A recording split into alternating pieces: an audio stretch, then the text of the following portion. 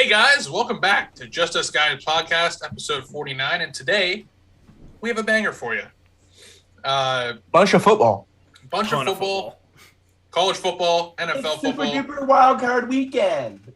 Talking a bunch of playoffs. As you see, everybody but Cade is festive. Shame on Cade. Shame on him, wherever he is. But it's a classic Philly fan. Never happy. All four of our teams I'm ecstatic. made the playoffs, and we're all very happy. We made the playoffs on a game-winning kick. I celebrated last week, pal. You know, you guys are still in that celebration mode of like the luckiest entry to the playoffs of all time. Where I celebrated last week. I was going to say we played the Lions with our third-string players, so calculated. Yeah, it was super fun to watch. Did you guys see that Tomlin said that he fell asleep at halftime because they were up 15 to nothing, or up 15?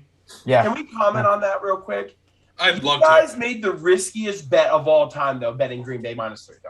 Like, let's be honest. Like, let's not, beat around the bush. No, to be fair, I really expected them to, score at least 21 points in the first half and then coast on that. I didn't expect 5 trick plays out of the Lions for touchdowns. Well, at the time, risky. when you guys made the bets and stuff, at the time, they were talking like Goff wasn't going to play. It was going to be backup. He was out. That is true. Yeah. That is true. Yeah. So I'm like, I have full faith in Love. If he was playing and Aaron wasn't playing at all, Love in the Packers against whoever the backup is for the Lions and the Lions. So that's where I was thinking. Hey, but the thing is, though, and this is a very important stat, in a single season, Matt LaFleur loses 4 every year. He just got his 4th loss in the regular season, which means he doesn't have to lose any more this year. So he's good. Yeah. That is one of those betting nuggets now. He's 13-3 in the regular season over the last 3 years. Is now 13-4 this year. His 4th loss always came in the playoffs. Doesn't have to worry about it now. Right. So we're good. Yeah, he has 12 total losses in his entire career. It's actually wild. So, college football. Did you guys watch that game last night? We did watch that, but we're not there yet. Yeah. Oh, we gotta do Kals Corner. We do need to do Kals Corner. See, I'm not the one forgetting it this time. I remembered. This one is actually a good question. He actually came to me and asked me if it would be a legitimate question to ask on the podcast. So, what do you mean by actually a good question? Some of them I think are a little like. I have had bangers, absolute bangers. Fire questions. Cal, go ahead. Fire. Where do you get these questions from? Snapple caps. TikTok. No, actually, no. Some TikToks, some Google searches, some Ask the Internet, the board game, and some off the top of my head. This one was partially off of Twitter and off the top of my head. Okay. Yeah. Oh yeah. So, question of this week. I want to word it right. Can blind people see their dreams?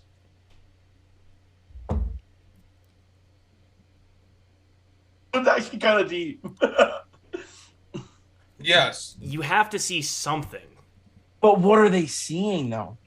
Because they don't know what stuff looks like. They don't know what stuff looks like, but people can describe things to them, and then they can use that to paint pictures in their head, because it's still the human brain. Right. The brain is extremely powerful. Yeah, but you could describe like I was talking to a kid. You can describe like a cruise ship, but they really don't know what that looks like. No, and that's just it. But that means that is it painted to reality in their brain? No, but it is still like it might be a sailboat in their brain, but it's still there. And a sailboat might be a rowboat or a canoe or something. Like it's just how they. It might not be a boat at all. It might be the Titanic if you describe the correct. It might not be a boat at all. It might be just like a block. I think that there's something there. I mean, we can always ask a blind person. If there's a blind person that listens to this podcast, please let us know. Tweet us or that's the thing, drop though. A comment. Is that what are they seeing? Because you don't know. We can know exactly what we're seeing because we know what stuff looks like. But they don't. But I think it's because of touch and like. I think with enough, if you have 6 senses, I think you could paint. Like I know they could like see this because they could feel everything about it. But something big, like this is how I look at it. Imagine trying to describe colors to them. You can't. So that's the first. You physically cannot describe a color. So this is what I think would happen. Okay. I think when it comes like if I said describe a boat to me, a blind person would be able to describe a boat. So in my mind, they'd be able to dream about a boat. Now, what they would not be able to dream about is understanding of size and like texture and like details of said boat. That's what I would say. Because like we have because we've seen so many things. I have vivid dreams of things I've seen in my life, right? Like things. Yeah, no, absolutely. Past. Yeah, where they don't have that. So like if you said boat, their brain's just gonna think boat, but it's not actually gonna like show them like a boat from their past. Like because that's how our dreams work. Is like usually it is just recall. It's recall, right? So like that's how I look at it. I think and also it's going to be different from. Like, they can daydream. They can sit there and daydream and have a thought of a scenario or something. Like it's going to be completely different too, in my eyes, if from someone that lived their life and became blind or was born fully blind. Yeah, if you're because if you lived your life with sight and then became blind, then yes, you're going to be able to. Yeah, you're memorize. Fine. You're going to memorize everything that you saw. Yeah, you lose some of the stuff, obviously, but you're still like your mind is active. But a pretty interesting question. It's very interesting, but I say yes. I think they can dream in images that, yes, obviously they haven't seen, but images through senses and descriptions, they can make sense to them. They can connect images dots. that make sense to them. Yeah, no, but right, it was I was like, I was just like, I don't know if this is a good one or not. Cade liked it, so I thought it was good. Wrong with it. It made you think a little bit. I love how when I said blind, you immediately went like Ty was immediately like, oh, something's gonna like, what's he gonna say? Oh, I was trying to follow it. Yeah, but Okay, so I wanted to Google this because I feel like I've seen videos of kids describing things to blind people. Mm-hmm. And apparently, yes, they can dream, but they can't dream visually. That's what I'm saying. Right, they can't see it. Makes perfect sense. Which is just crazy to me. Like imagine dreaming but not being able to see in your dreams. Because typically, like I dream in first person. Yeah, of course. I mean, there's definitely a couple dreams I'll wake up from that I remember everything in the dream, but I don't remember seeing stuff in the dream. Yeah, there's been a couple times I remember faces, but that's about it. Yeah, I will say this: I definitely have dreamed about other people in my life for sure. Yeah. But what I will say was always weird to me is that I don't ever die in dreams. Like people always talk about that all the time. I've died and I've free falled and all that shit. I hate it. I never have done that. Like it's weird. Like when I die, I wake up though. Like you don't just lay there dead. Well, no, because I mean they said that there's people said that if you die in your dreams, you're dead in real life. Yeah, I can promise you that's not real. But I've died in my dreams. Like I've died in my dreams for sure. So they're saying that they visually can't dream. Or I've been this close. Yeah, it's staying straight up. It says people who are born blind have no understanding of how to see in their waking lives, so they cannot see in their dreams. Right. But blind people that lose their sight later in life can dream visually. But blind people can still imagine things. They just can't see it. Yeah, it just says right here they're less likely to dream in pictures, like in images. Right. So again, they have other senses, so I'm sure I honestly cannot recall if I actually hear things in my dreams. I want to say yes, because that seems like part of it. There's definitely conversations in my dreams, for sure. But they just dream in their other senses instead of sight. I touch, got to imagine taste, smell. That a blind person's imagination is just tenfold better than all of ours. I'm sure it has to be wild, because all you do is you live by smell and touch, basically, and taste. So everything that's going on around you, you're trying to imagine what's actually happening. Yeah.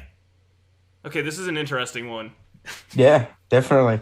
I didn't even Google like that question. I was like, I didn't want to have an answer like that until we actually. Yeah, no, I didn't want to Google it. I just wanted to try and find that one thing where kids described things to blind people, because it's a really funny video watching 5 and 6 year olds describe real world things to people that have literally never seen.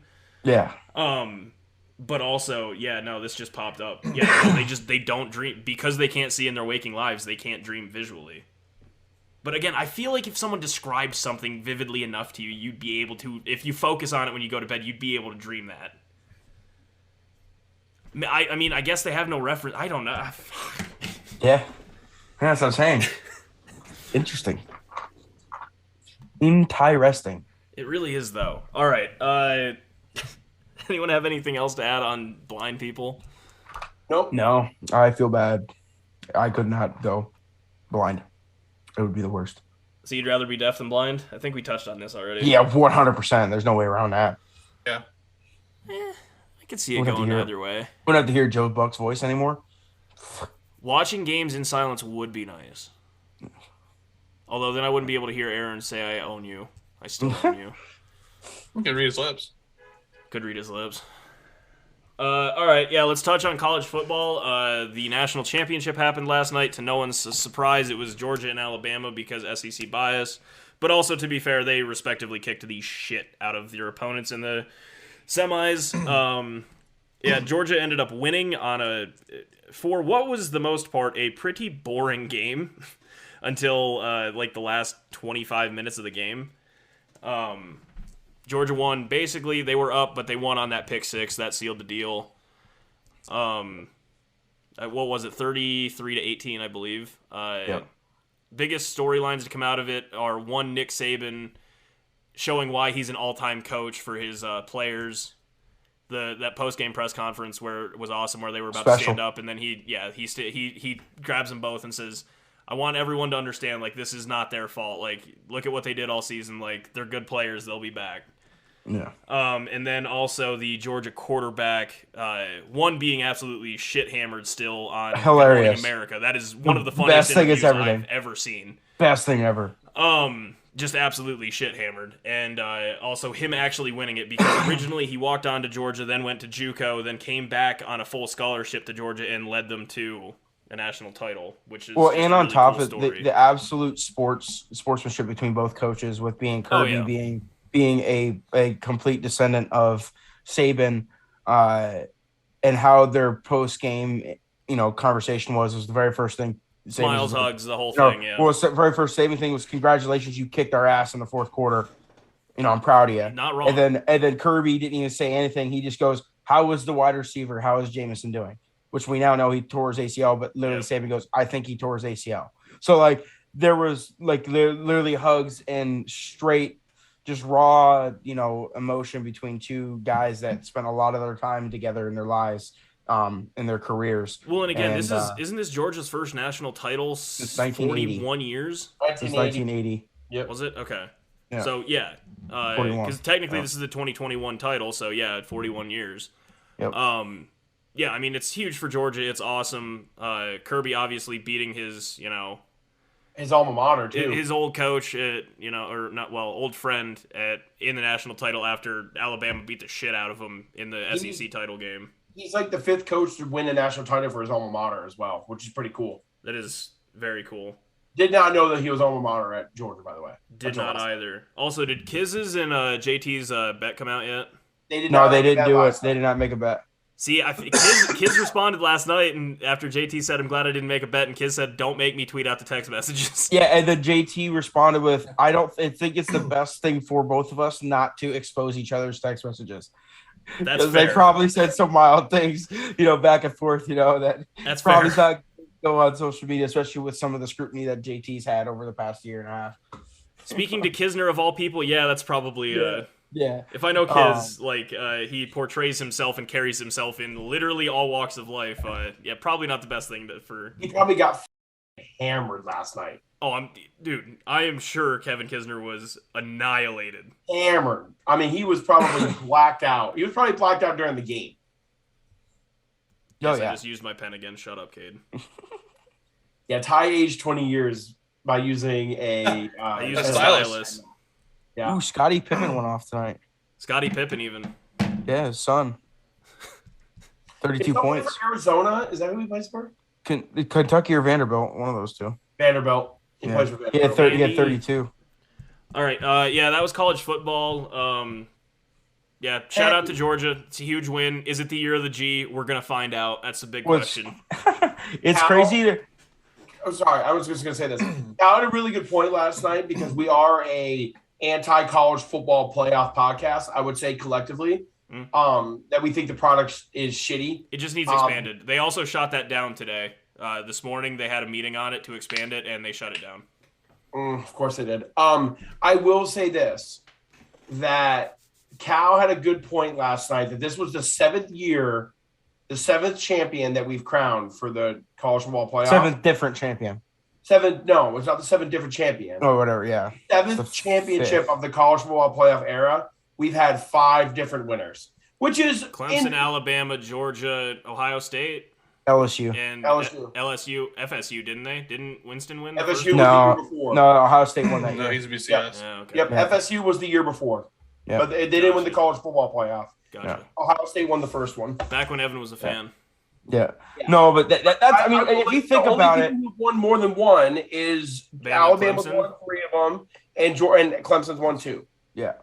Which, and if you think about it, you know, yeah, they're pretty much the same. At least same 2 or 3 teams are in the top 4 every year.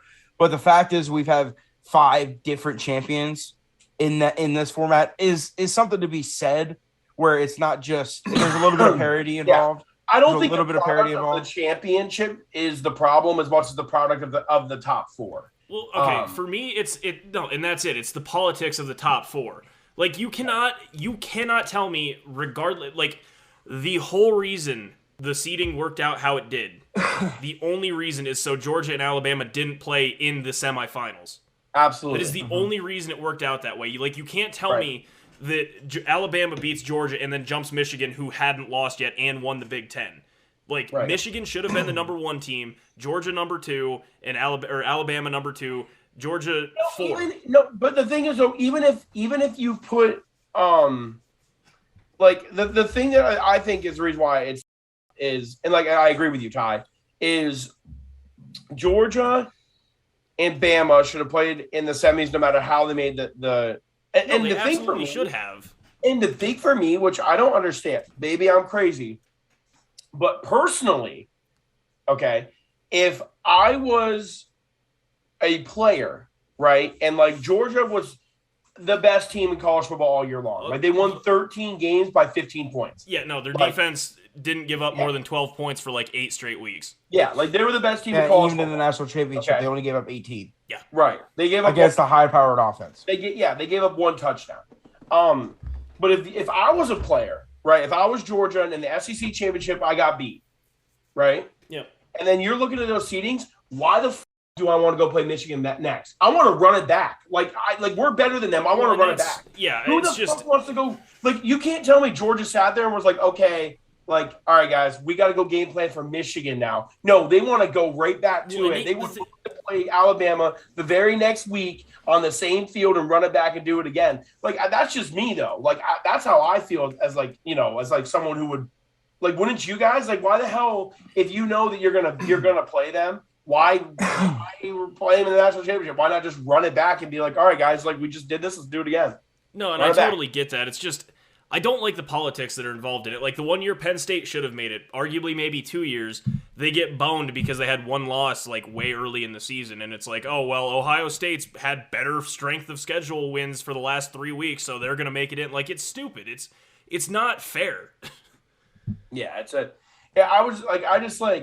probably the only thing I can honestly say overall that football lacks. Football lacks that series feel to a playoff format, which obviously you can't do that, and I'm not saying you can. No, I mean, but I'm saying that's probably, a basketball and hockey series can't happen in the NFL. It has to be a one and done thing. But I mean, that's personally, that's why I like the NFL seeding. It's these 7 best teams from each conference now. Yeah, that's it. But when you look at the NBA, how dope would it be if it was double elimination football playoffs or some shit like that? And if you lose to they have to do something. It's boring, dude. I didn't watch a single other bowl game this year. I used to watch the BCS, most of the bowl games, because they each had their own little story and they meant something to win. The bowl games are fucking pointless now. They mean nothing. The bowl games mean nothing except 3 games. Well, also the fact it's also because of the players are dropping out for the draft because there's no who gives a shit. Right. Why do I want to go play in the Mayo Bowl when realistically the worst case scenario I tear my ACL and I never potentially play in the NFL, or best case scenario I get to dump Mayo on my coach. Right. What is the incentive for them to play in these bowls that are completely meaningless? That's why people are petitioning for less bowl games. I think I know Last Big bowl Cat, games like make them someone more said meaningful. that, and Big Cat tweeted like at him and said, "This man's wrong." Is he though? There's like 41 bowl games or some shit like that. There's like 40, like roughly 40 bowl games. 3 of them matter. I would extend that The Rose a little Bowl, bit. the Rose Bowl, like okay, The Rose I'll say Bowl 8, definitely I'll say matters. 8 bowl games matter. Yeah. Yeah. But I would what agree I'm with that. saying is if you only had, say, 15 bowl games, then they would be more valuable to play in. Like Well, they're it's more the fact that like they're there's more played on incentive random to play. days. They're not weekend oriented, like except the big games. Like I did watch the part of the Rose Bowl. That game was insane. Yeah, the New Year's Six games are valuable. The 3 and then the 2 final games on New Year's Day. And then those are New Year's Eve. Those are New Year's 6 games. Yeah, Because those are technically the 6, it encompasses. Yeah, they're part of the 6, yeah. But so we'll say 7. We'll say 7 bowl games actually are relevant. Yeah. Like it's dude, I've said it. Hey, I've said it and I'll say it again. College football is by far the worst product in all of sports. The only reason why it's good is because of alumni and fans. If it didn't have the amount of fan pull that college sports brings to every single week. They're Colts. I mean, let's be real. They're Colts. If they didn't have that, college football would be a failing business. Failing. I'm just really trying to grasp, like, okay, I understand, like, getting the random schools, some bowl games and, like, making them feel special. But, again, the BCS did that better than the FCS does. So, for me, how I'm looking at this is, why is 7-6 Arkansas in a bowl at all? Like, why? Yeah. Like, you lost 6 games, but then we scrutinize one-loss teams so much harder to the point where, oh yeah, hey, we're gonna give you this one nice bowl on New Year's Eve or New Year's Day, and you're gonna be satisfied with that, while this other team that has 6 losses is also playing in a bowl, but it doesn't have Chick-fil-A tied to it. It has Cheez-It, Jack in the Box. Like, there's such a disconnect there between who gives a shit. Like, genuinely, like, I personally don't get it. Like, make them meaningful or have less. It's that simple. Like, everyone says, like, oh, well, football's the best product because there's only 17 games compared to 82 or 160 or whatever. While I can see that point to an extent, 17 games, each game weighs more. Like, all these bowl games, they're just dilute the product, other than the 3 that mean something. There's a reason why players are opting out and playing those bowl games as compared to opting out and playing in the playoffs. And again, maybe it was just a different time, but I'm telling you, dude, like, when we were kids watching bowl games and stuff, like, I don't ever remember players opting out or ever hearing about it for any of the bowl games. They didn't do that. No, they didn't do that. Like, maybe it's a different time now, and I understand that. Like, you have to take care of your future. Mm-hmm. But, like, make them valuable so someone wants to play in it and show off. Like, it can't just be like the Sugar Bowl, the Peach Bowl, the Tostitos Fiesta Bowl, Rose or Bowl. PlayStation, whatever it is now, Chick-fil-A Bowl, like, and then the three big ones. It can't just be that if you're gonna do it and have 40. Yep, can't. 40's a lot. And that's a rough that's a guess, just because I saw for like 3 weeks there's a bowl game on every day. Yeah. But yeah, I don't know. Shout out to Georgia, huge win. Great job getting your first win in 41 years in a natty, and yeah. There was 44 tie. I fucking close. Yeah. It's just too many. Right, I mean, it really is just too many. Yep, I agree though.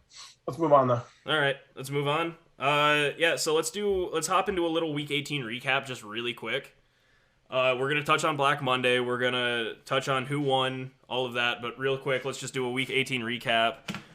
First and foremost, Steelers beat the Ravens, and Steelers get into the playoffs on one of the wildest games I've ever seen in the history of football, which was the Chargers and Raiders on Sunday night. We'll just start with that game because that hinged on everything. Everything that happened, yes, it was great for viewership and football fandom and everything going on with it. But it's just another point to me is why there should not be ties in football. We're not playing soccer. There's barely ties. I mean, there's ties in hockey, but they do stuff to make sure that there's... So, yeah, it's technically an overtime loss column. Exactly. Yeah. So there's never a tie. We're not playing soccer here. This is American football. We're not playing, the other football. There shouldn't be ties. There shouldn't be. There shouldn't be having teams tying a football game to get into the playoffs. There shouldn't even be that. It should be a winner or a loser. And same with us. We shouldn't have tied with the Lions. It shouldn't even. No. And then if we lost that game, then we're out. Then we were not even in the conversation for the playoffs. We shouldn't have that tie involved in it. It just causes way too much issues. And like I was talking to Kate, I'm like, if the Chargers and Raiders would have went at the beginning of the game and talked to each other and said, "Hey, we're going to kneel this down and we're going to tie it out," is that considered cheating? Yes, it almost is. I don't think. I think it is. I think it's absolute. No, it's collusion. It's on the fringe. You have to look at it from the other foot, because if the Steelers were in that situation, you would be praying for a tie at that point. Yeah, but I don't want Mike Tomlin going over to Jim Harbaugh before the game and say, "Hey, shake hands, let's knee this out." I don't want that. That's not good for anything. The thing that's crazy about that game, though, is they were going to, but dumbass calls the timeout. They run for 10 extra yards. Like they were gonna try and kick it regardless. He was gonna try it with Carlson at 57 yards instead of 47. And a 60-yard field goal is so less likely of going in, even though Carlson does have an absolute cannon of a leg. Well, and that's where in that situation, the first quarter, that would be awful. But that's what I'm saying. They got to overtime. Yes, and they're like, "Hey, man, like we can both make it. Let's not fuck each other and let's not cuck each other." That's not collusion. But if you have a conversation about it. If you have a conversation about it, is collusion. Right there at the end, they didn't. If the Raiders would have kneed down right there, if you have a conversation, timeout, they would just need it. I'm saying if they, we're saying if they did. You just said let's not each other. So that's that's collusion. Dude, they were literally okay. That's what I'm saying. Let me finish. They literally, we watched the video where Austin Eckler walked up to Max Crosby and said, "Were you going to knee it?" That's not. They didn't like. No, I'm 100%. I'm saying that's not collusion. No, I'm saying if they would have done that, if the Raiders would have kneed down the football, because there is variables in a missed kick, a blocked field goal, returned. Like there's variables. If they would have kneed that ball down before they kicked that field goal, I would have been like, "Hey, that's how the cookie crumbles. It sucks. They tied." There was no definitive like collusion involved. They got to overtime. There can't be. It's a 29 point game. By far too. Also, if they would have tied at 29-29 and we would have lost, we wouldn't have gotten to the playoffs because the score 29-29. I'd have been even more angry because it's 29. When do you ever see 29 points scored? That is. It would have been for sure been a scorigami. So yeah, 100%. Yeah. A scorigami happened in Cowboys this week, I think. So 56-21 or something. Yeah. Yep. So that's where like I would not be upset at all if the Raiders right there at the end, if Staley didn't call that timeout and they would have needed the ball right there because of the variables that could have happened, that the Raiders could have lost that game. I would not have been upset. Let's talk about Staley really quick. This is just a couple things from this game that I've heard all week that I think we need to as a group have a chat about. So I watched half of that game. Like I was watching it on and off here and there, but. On his own 18, he goes for it on fourth down, doesn't get it, turns the ball right over. They go down 10. They were only down 3 at the time. So that's one mistake, massive mistake in the third quarter, because the analytics told him there's a high chance of getting it, even though you are on your own 18. Yeah, that's just crazy. It's unheard of, really. No, it's insane. But then also, yes, the timeout, because he said that he had the wrong defense in there. And then if you go back and watch when Josh Jacobs ran for that 10 yards, there were only 10 dudes on the field. They still didn't get the right package out there. There was 10 dudes instead of 11, and there were already 11 out there prior to the timeout, which makes it so much worse because his reasoning for the timeout was to get the right package out there. Dude, listen, I'm 100% a conspiracy theorist person.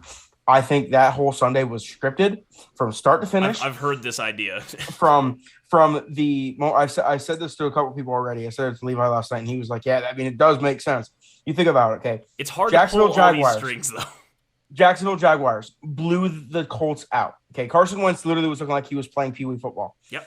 Which we all know he can do that. And we also know that he can throw footballs. The weird part was the Colts line got bullied. Horrible.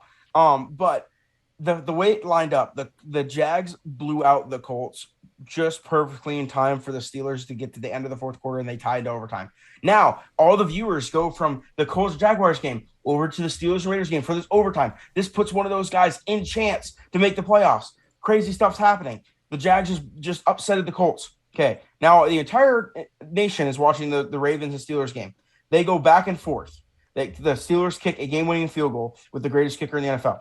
We then went to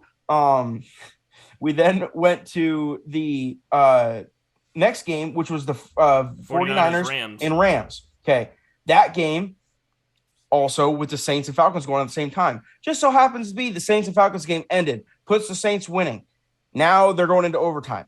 After the Rams were up 17-0, the 49ers came back. I turned the channel. I turned the channel. I went and watched the Bills Patriots game because it was better at the time. So then the Saints just beat the Falcons. Now they're going into overtime. This is another game. Now, if the 49ers win, they're in. If they lose, the Saints are in. Parity. So everyone goes from that game to watching this game now. Now we get to Sunday night, where a tie gets two teams in. If they don't, they get the Pittsburgh Steelers, one of the biggest franchises in the NFL, into the with Big Ben on his last year, his farewell tour, just perfectly timed up, and the score ends up 29-29 and going into overtime. Like, are you kidding me? Like, and then gets down to a final second field goal. But no. They both kick field goals in overtime. Exactly. You can't tell me there wasn't someone in Staley's headset goes, call timeout. Well, no, dude. Did you get Cal? The only validation I will give you this insane person theory, because it would be so hard to pull off all of these strings for something like this. It's not true. It's simply just I know it's not. But the only validity is all of the major books came out and said it's going to be the largest loss ever. This would have been like Black Monday for us, because so many people put money on a tie because of the odds already being just a tie regardless. With that, and on top of what Draymond did, it was during the same day. Yeah, literally, sportsbooks literally went one of those things where all the major books came out and said we understand there was a public thing for the draw because it was a fun storyline, but we're very happy that he called that timeout. Yeah. But no, I mean, obviously, like I said, I love conspiracy theories, and I hear you. It's the way it lined up, it just was scripted perfectly. But that right there is why football is football, and that's why the NFL is the biggest business in the world. And that's why there will be upsets this weekend, and people are going to go crazy, big time. Dude, I don't understand how the Niners are dogs to the Dallas. I think Dallas is a fraud, but love it. I really do, man. Love it. I have them as one of my bets. Mm-hmm. Niners or Cowgirls? Niners. Dude, I just think they're a better team. And they play playoff football way better than Dallas. Hey, I won't lie. Hey, I'm going to put a little bit of a pat on my back. I did say the 49ers were going to be pretty good this year. I did say that. No, you did. And they sucked for a while, but they got their shit together pretty quickly because Deebo Samuel is the hottest team in the NFL right now. He plays every position. They are the hottest team in the NFL right now. Yeah, so there's we touched on it a little bit. Cal kind of did the run through there just because of ratings, which good run through. Niners beat the Rams to get in, even though the Saints won, doesn't matter. Niners just had to win outright. Cardinals lost, which means since the Rams lost, they fall to the 4 seed, so that sets the seeding for that. The Rams were the 3, aren't they? What's up? The Rams fell all the way to the 4 seed. Yeah, yeah. Bucks are the 2 seed. That's why you guys are playing the Bucks, yeah. No, I didn't know the Cowboys jumped them, though. I knew the Bucks were the 2. Yeah, Rams and Cardinals are playing each other. Yeah, that's probably going to be the game of the week. On Monday night, it's going to be a really good game. First ever Monday night playoff game. It's going to be a very good game. For super duper weekend. Wild card weekend. Super wild card weekend. Raiders got in. They'll be playing the Bengals. Hey, shout out Derek Carr. He deserves it. Even though I think Justin Herbert deserves to be in the playoffs. Not saying more than Derek Carr, but just she deserves to be in the playoffs. Dog, in the fourth quarter and overtime, 6 fourth down conversions, went 6 for 6 for 106 yards and a touchdown. I'm telling you guys right now that Justin Herbert is better than every quarterback in the league, other than the one that's up north and the one that's in the Midwest. Period. That's just my opinion. Insane. I watch him play. Huh? Justin Herbert's just insane. The fact that he was hitting those in stride, I watch him play. Every time I watch him play, I'm like, once the dude like learns to like cut down. I mean, he had 15 picks this year, which I'm gonna say is on the higher side. Derek Carr I'm gonna say it's on the higher side. That's just me. That's almost one a game. Like that's just a little too much for me. Yeah, I mean, Derek Carr had 14. Matt Stafford has 7 in the last 3 weeks. Yeah, Josh Allen had 15 this year. Yep. But I'm just saying, if he can get that down to like 10, which is like very, very if you can throw 35 and 10, that's the elite level quarterback. That's what I'm saying. Like, and it's only his second year. Like, listen, like this is what I'm like comparing to, like, because I said this earlier this year that we all did that we thought he was going to be amazing. But no, I mean, he was my pick. He was my pick for like the Chargers to make a deep run. So that loss really hurt. Yeah. So like he obviously like we all like love Justin Herbert, but what I will say about Justin Herbert is that Josh Allen this year, like just comparison to a younger, like good quarterback. Josh Allen in his 4th season, right? We're starting to see what he can do year in, year out. Had 35 touchdowns, 15 interceptions, threw for like 40,000 and change. I don't know what 4,000, whatever. It's like 4,500 yards and completed 63% of passes. Herbert in his 2nd season, completed 67% of those passes for over 5,000 yards for 35 touchdowns and 15 picks. Just to talk about like the trajectory of someone. Justin Herbert had his first 5,000. So Justin Herbert's going to join Brady and Ben as 5,000-yard passers for sure. He threw for 5,000 yards. That's what I'm saying. And his second season. This is only his second season. And that's not even considering that he's in a new offense this year. Completely new offense, and he literally had one of the best years of the quarterback. Take a look at Herbert's completion percentage through 2020. Like both year 1 and 2? No, just 2020. The 66?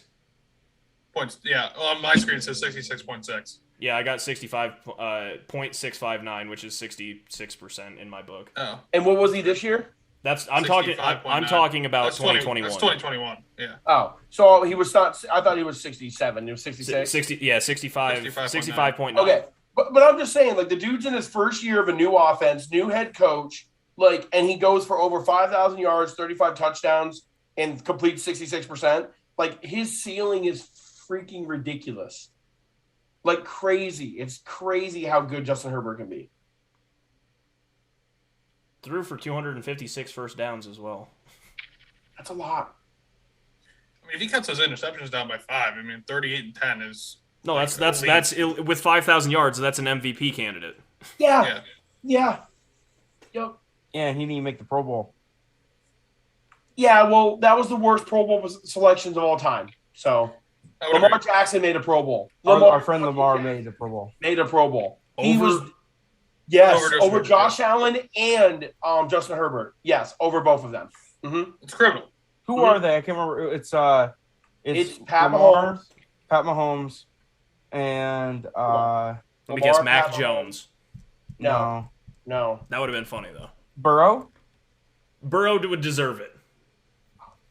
Hold on, I'll look it up. It might be Herbert. I might be wrong. I can't remember. I think I know Lamar is the third. If you're talking AFC, it's between these 4. It's Justin Herbert, Derek Carr, Joe Burrow, or Herbert got it. Mahomes. Herbert. Okay. It was Herbert. Then he deserves it, obviously, rightfully so.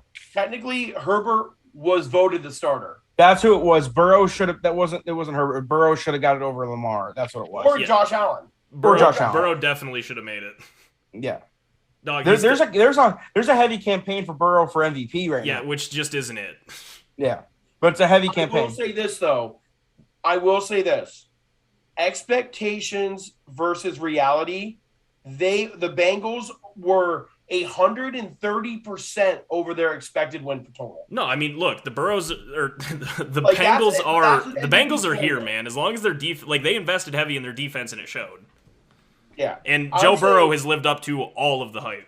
I'm saying, like in my opinion, like I'm not saying Rodgers is an MVP because that's who I think should be MVP. But what I'm saying is that if you're a team who was projected to have like 4 wins and you have 10 wins and your quarterback had 4,600 yards, 34 touchdowns, 14 picks, and completed 70% of passes, you should 100% be an MVP candidate. No, no. By the way, his average yards per attempt was 9. It's like 8.9. Yeah, it's 9 fucking yards per attempt. Yeah. He should definitely win comeback player of the year. No, it shouldn't even be like people that are like, "Oh, Dak probably has it locked up." Like, what the did you watch? Dak. Where did I miss that? Dude, Dak literally stat padded this weekend against a practice squad Eagles team to bring. So did Tom Brady. Don't worry. So did Tom Brady against the Panthers. It was literally stat padding. Like the Eagles did not suit up a starter on defense, and he threw 5 touchdowns. Like, okay, sick dude. Like you played a preseason game. Like no one cares. Literally, not one person cares about it. Yeah, but it was an overall just fantastic weekend of football. The season finale, they want to call it whatever it was. I mean, there were definitely some meaningless games in there, crazy. But the actual games that meant something lived up to all of the hype and then some. Yeah, it was. I going into the week, I never thought that we'd be playing this weekend because of the fact that Jacksonville had to beat the Colts. Like I said, it could happen. I said last week they've won 6 times in a row. It could happen. It's exciting. It's one of those things where it's like a bittersweet moment because we have a really, really tough road to even sniff anywhere into the playoffs to go deep. So, I mean, if you guys do win, which would be a miracle in itself, you then have to go play Tennessee with a healthy Derrick Henry. Yeah, which we already handled them once, but we'll shut them down. Listen, like I said to the text message the other day when Evan goes, Derrick Henry's going to run through us. I'm like, the backup, whatever, the Foreman, he ran through us. Yeah. He ran for 250 that game. Uh-huh. We still won. That's not Derrick Henry. No, but we still won because they're a one-sided football team. They're not, Tannehill's not going to beat. They're not going to beat you in the air. They're not going to beat you in the air. They're going to beat you on the ground. But aren't the Steelers like one of the worst teams against the rush? But pass rushing. We are the worst. We are the best pass rushing team in the NFL. That's such a weird combination. Yep, because we have a great pass rush. Because horrible. That means you have a good front seven, but then the front seven can't stop a run, which is just weird to think about. We have one guy who can stop a run, and his name is Cam Hayward. Which, to be fair, I mean, he's very, very good at it. Because the defensive player of the year is on the edge, and the majority of the runs are going up the middle. Yeah, I mean, he has to win it, right? Like, that's not up for debate anymore. Like, it's not Micah Parsons. I mean, AD is still AD. If he doesn't, they just don't want him to be great. They don't want him to be great. Well, they already took the record away from him. They pulled the record away from him. So they don't want him to be great. That's just one of those things where he has to win. He just tied the sack record. Should have had it in the first. Should have tied it in the first quarter. Bullshit. By the way, Cade's found a stat today, which is absolutely just mind-boggling about the Steelers. The last time the Pittsburgh Steelers took last in their division was 1980. 88. The next closest was 2002? Was the Patriots? Nope, 2000 Patriots. 2000 Patriots, then 2005 Packers. Yes. And then 2011 Colts. Or no, 2007 Chiefs, and then 2011 Colts. Just mind-boggling. Yeah. Just mind-boggling. That's just a stat that's just absolutely crazy. I mean, that just shows how bad the AFC North is, that's all. Yeah. I mean, it is an indictment of them. I mean, you can't sit here and argue that, like, Cleveland took that low spot for literally 20 years of that. So but in the 90s, literally 20 years of that. But in the 90s, Cleveland was good. 90s Cleveland, sure. Yeah, but what I'm saying is, though, was like, no matter what, 20 out of 40 was one team finishing in the basement. Because they were awful. We were also really bad in the 90s in the AFC North. Would have been the Ravens, right? The Steelers, to avoid being in the basement for Bengals had Boomer, though. That was the 80s. Yeah, they were okay. The Bengals were okay. The Steelers were horrible from 2000 until we drafted Big Ben. The Steelers. I will not sit here and endure Tommy Maddox and Cordell Stewart slander. I will throw as much Tommy Maddox slander as I can at you, Ty. Will not be. No matter what, even at the Steelers' worst, they had to win 5 games to avoid being in the bottom basement from Cleveland for 20 years. No matter what. Like, they had to win 5 games. Because there was a point for 20 years where Cleveland didn't succeed 5 games more than, like, 3 or 4 times. Yeah. Every division has a Cleveland. No matter what, though, it's still incredible that they never had, like, one of those bad seasons. Like, they didn't have that season. But it's like literally yesterday, because I was watching. I never watch these shows because they just piss me off. But I did because of Black Monday. I was watching Get Up and First Take, and I do like Dan Orlovsky a lot. That's just because he strokes the eagle shaft, dude. Yeah, love him. So, anyways, he said openly, he goes, the Steelers are one of the worst playoff teams I've ever seen. Like, they can't really run the football well. They can't throw the football well. They play terrible run defense, but boy, they have the defensive player of the year. That's literally what he said. And then he goes, but when you're a championship franchise, it's good enough. It's just good enough. Yeah. You're going to make the playoffs. It's good enough. Again, that's why all the Tomlin people can just shut the now. Like, you can't. I hate it. I hate it too. Like, again, people don't understand how good coaches are until they're gone, especially someone like Tomlin. Hate it. Like, when the Patriots lose Belichick inevitably, because time will eventually take him away from the sport, like, unless they somehow strike gold twice, they're going to suck because it's still, like, literally McDaniel's just riding the coattails. McDaniel's is dog shit. Look at what he came to. I know, but that's what he's doing. He's awful. That's who's going to get that job. He's just going to stay there until Belichick leaves, and then he's just going to. And then they're going to be mediocre. Yeah, but but I'm looking forward to this weekend. I mean, it's going to be we got literally 3 days of football. Keep sleeping on us, baby. Oh, big time, yeah. We got 3 days of football. You think who's sleeping on you, Evan? Everyone. Listen, if you open up as 12.5 dogs, it's not that you're sleeping on you. I was going to say, even it's just that people are Zing on us, bro. It's just sometimes did you guys teams make it that don't belong, and that's what happened. Like, that's it. I mean, guys, listen, we needed an absolute miracle Sunday for the Steelers to make the playoffs, and you got it. And the tie almost happened anyway, which would have made it like pointless. Yeah, but at the end, let's be honest, the Steelers have not been as good as the Steelers could or have been recently. I don't want to keep harping on it because there's 14 teams in the playoffs, but I got to read they did the power rankings for the playoff teams, and obviously the Steelers are 14th. Rightfully so. But the analysis they put underneath the ranking is one of the best analysis I've ever read. It was so funny. So Pittsburgh Steelers, the rest of the AFC had a chance to put away the zombie Steelers, but they all failed. And so the godless monster ambles on, roaming the postseason countryside in search of the new host to feed upon. Will the Chiefs be able to send this walking dead to a final resting place? Logically, yes. Kansas City is more than equipped to handle that task. But many of us thought the same about the Titans, Browns, and Ravens. The Steelers are the creeping dead of the AFC playoff bracket and an uninvited guest whom no one knows quite how to get rid of. And that's literally perfect. Chiefs know how to get rid of them. They blew them out by 40 literally like 2-3 weeks ago. 26, but yes. Yeah. Okay, but I mean, it is what it is. I mean, teams get blown out and then teams win. I mean, it is what I mean.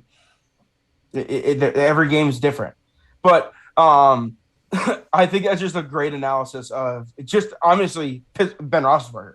It's a great analysis of Ben Roethlisberger, not even just the Pittsburgh Steelers. He's literally the Walking Dead, and still somehow got to where they're in the playoffs.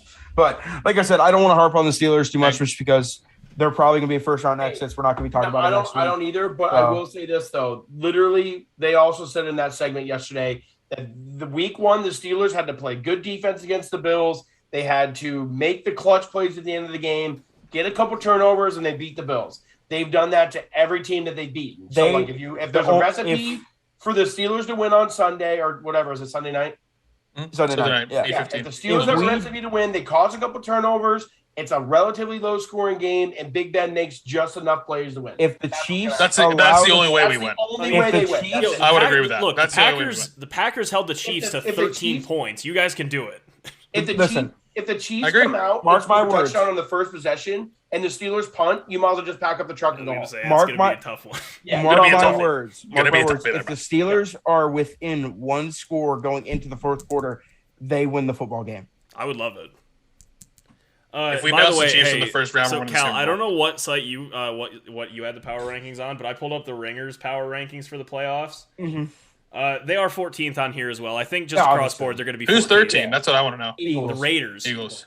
Oh, they had the Raiders. ESPN had the Eagles as 13. Yeah, the Raiders are 13. I would agree with that. The Eagles are 12.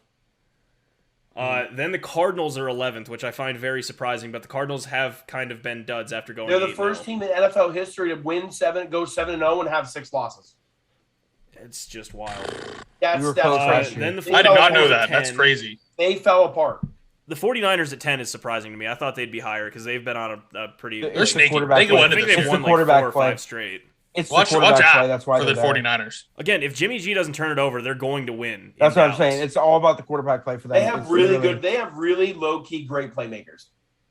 This is one I disagree. Debo plays every position. What do you mean? Debo is insanely good. Playmaker. And Kittle is still arguably the best. Oh yeah, Kittle. We'll give Kittle. And Elijah Mitchell only played like 9 games and rushed for over 1,000. Yeah. Patriots that's really are 9th. impressive.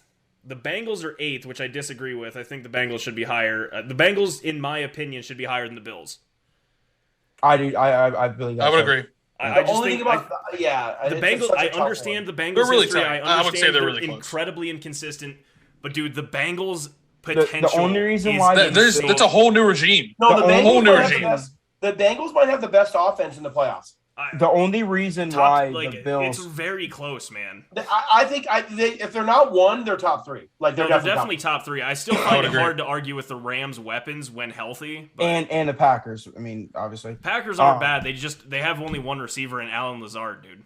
Yeah, but you have a great running back. What happened to Bob Tunyon this year, Ty? He tore his ACL like in week 7. Oh, okay. So he's actually not playing. There's your answer. No, but I didn't know he was hurt. The reason why the Bills are high as they are, leading tight end receiver last year, out this year. The reason why the Bills are where they are is because on paper they have the best defense. When they really don't have the best defense, but on paper they have points the best per game. defense. They have the best defense. But again, as Bills. Cade has harped on all year, that is a skewed stat. Exactly. Extremely skewed. So that's why they're so high. That's why they're so high is because of their defense with Josh Allen. Like the Bills have played against like 6 teams that have made the playoffs, and they're 2-4 against them, and they're also I think they're like point differentials like minus like I think it was like minus like 50. They've been. What was the score of the Bengals Packers game this year? That's the one that went down to the very end because both kickers missed 4 in a row. It was like in the 30s though, wasn't it? No, it was 26 to like 25 or some bullshit like that. It was a stupid score. Yeah. But yeah, that was when Mason went on his slump, missed 4 in a row, and then McPherson, who hadn't also missed all season, missed like 4 in a row. Hey, let's make something in the air. I want to hear you guys' picks for some of these games. Okay. Also, really quick, just to touch on this while you pull those up, Cade. I know that everyone thinks like Josh Allen did fall off a cliff this year, or at least regressed from his MVP candidacy last year. Yeah. He only threw 100 less yards, 1 less touchdown. He did throw 5 more interceptions, which is bad. Yeah. His completion percentage. His passer rating dropped 15 points, and his yards per attempt dropped 1.1 yard, which over the span of a season is significant. His completion percentage also plummeted. How many did he run in this year? You know, he didn't have that many. He didn't run in as many, but he still ran in. I think he had like 5 or 6. Yeah. So he's gonna end up with 43 and 15. That's a great year. Completion percentage drop because that's I don't have that on here. Give me a second. Okay. Because that was always his issue. His issue is 100% throwing the ball accurately. So his completion percentage this year was 63. Mm-hmm.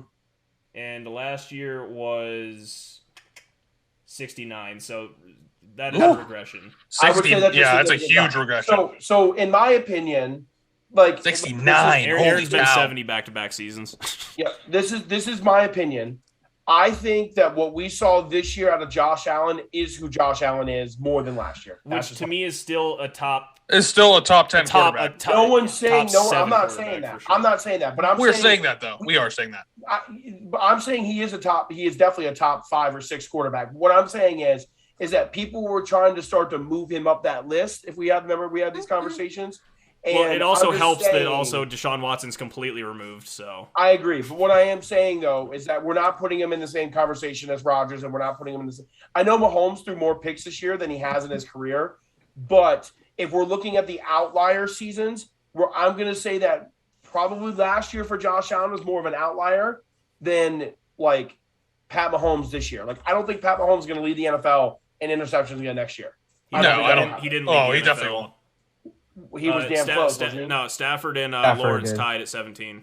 Yeah. Oh, okay. So then, wow. Pat Mahomes had like 15 at one point, and he must have went out. Sorry, guys. He stopped. No, he stopped throwing interceptions. Mahomes had 13. After like 6 weeks, he had 11, and then just didn't throw anymore. Oh my God. Yeah. Right. So that's my point. It's like Rodgers, dude. So Rodgers in the last 12 weeks has 1 pick. Yeah, right. But that's what I'm saying, though. Like, but what I'm saying is, I think Josh Allen is a franchise quarterback, and I would take him on my team in a million times over a million. But what I'm saying is that we were putting him, like, we were hearing people put him in that conversation of Pat Mahomes and Aaron Rodgers, and there's a significant gap between the two. That's last leg of a 6-game parlay for the college basketball tonight was the number 1 team in the nation, Baylor, and they just got upsetted. That was my last leg I needed. Yeah, they the number 1 team. What was the spread, though? I mean, they lost to Texas Tech. You took the spread? Yes. What was the spread? I mean, Cal, they didn't lose to a ranked team. It wasn't that bad. Sure. I mean, to be fair, last season, if you put them in if you put Josh Allen, just for last season in that little like bubble where he was up there with them because he was an MVP candidate, you can, but. I mean, definitely not overall yet. Right, that's what I'm saying. Like, but he's trending towards being in the top 3 elite quarterbacks. So once Rodgers retires, that will be pretty easy to be in We're going to make this interesting. I'm not going to argue that. It's he'll be a top 4. It'll be here's the future of the NFL: Josh Allen, Herbert, Burrow. Aaron, you got to take Aaron out of that. He's 38. So, I did say Aaron. I said that's the future of the NFL. Top 4 quarterbacks right there. That is 100% the future. 100%. Until further notice. Until shown otherwise, those are the 4 dudes. Kyler. Did you say Kyler? Those are the 4 dudes who are under 26 years old. I won't put Kyler in that group. He's outside of it, though. I think so, too. I think that Kyler Murray. I think you put him at 5 or 6. I think Kyler Murray, like,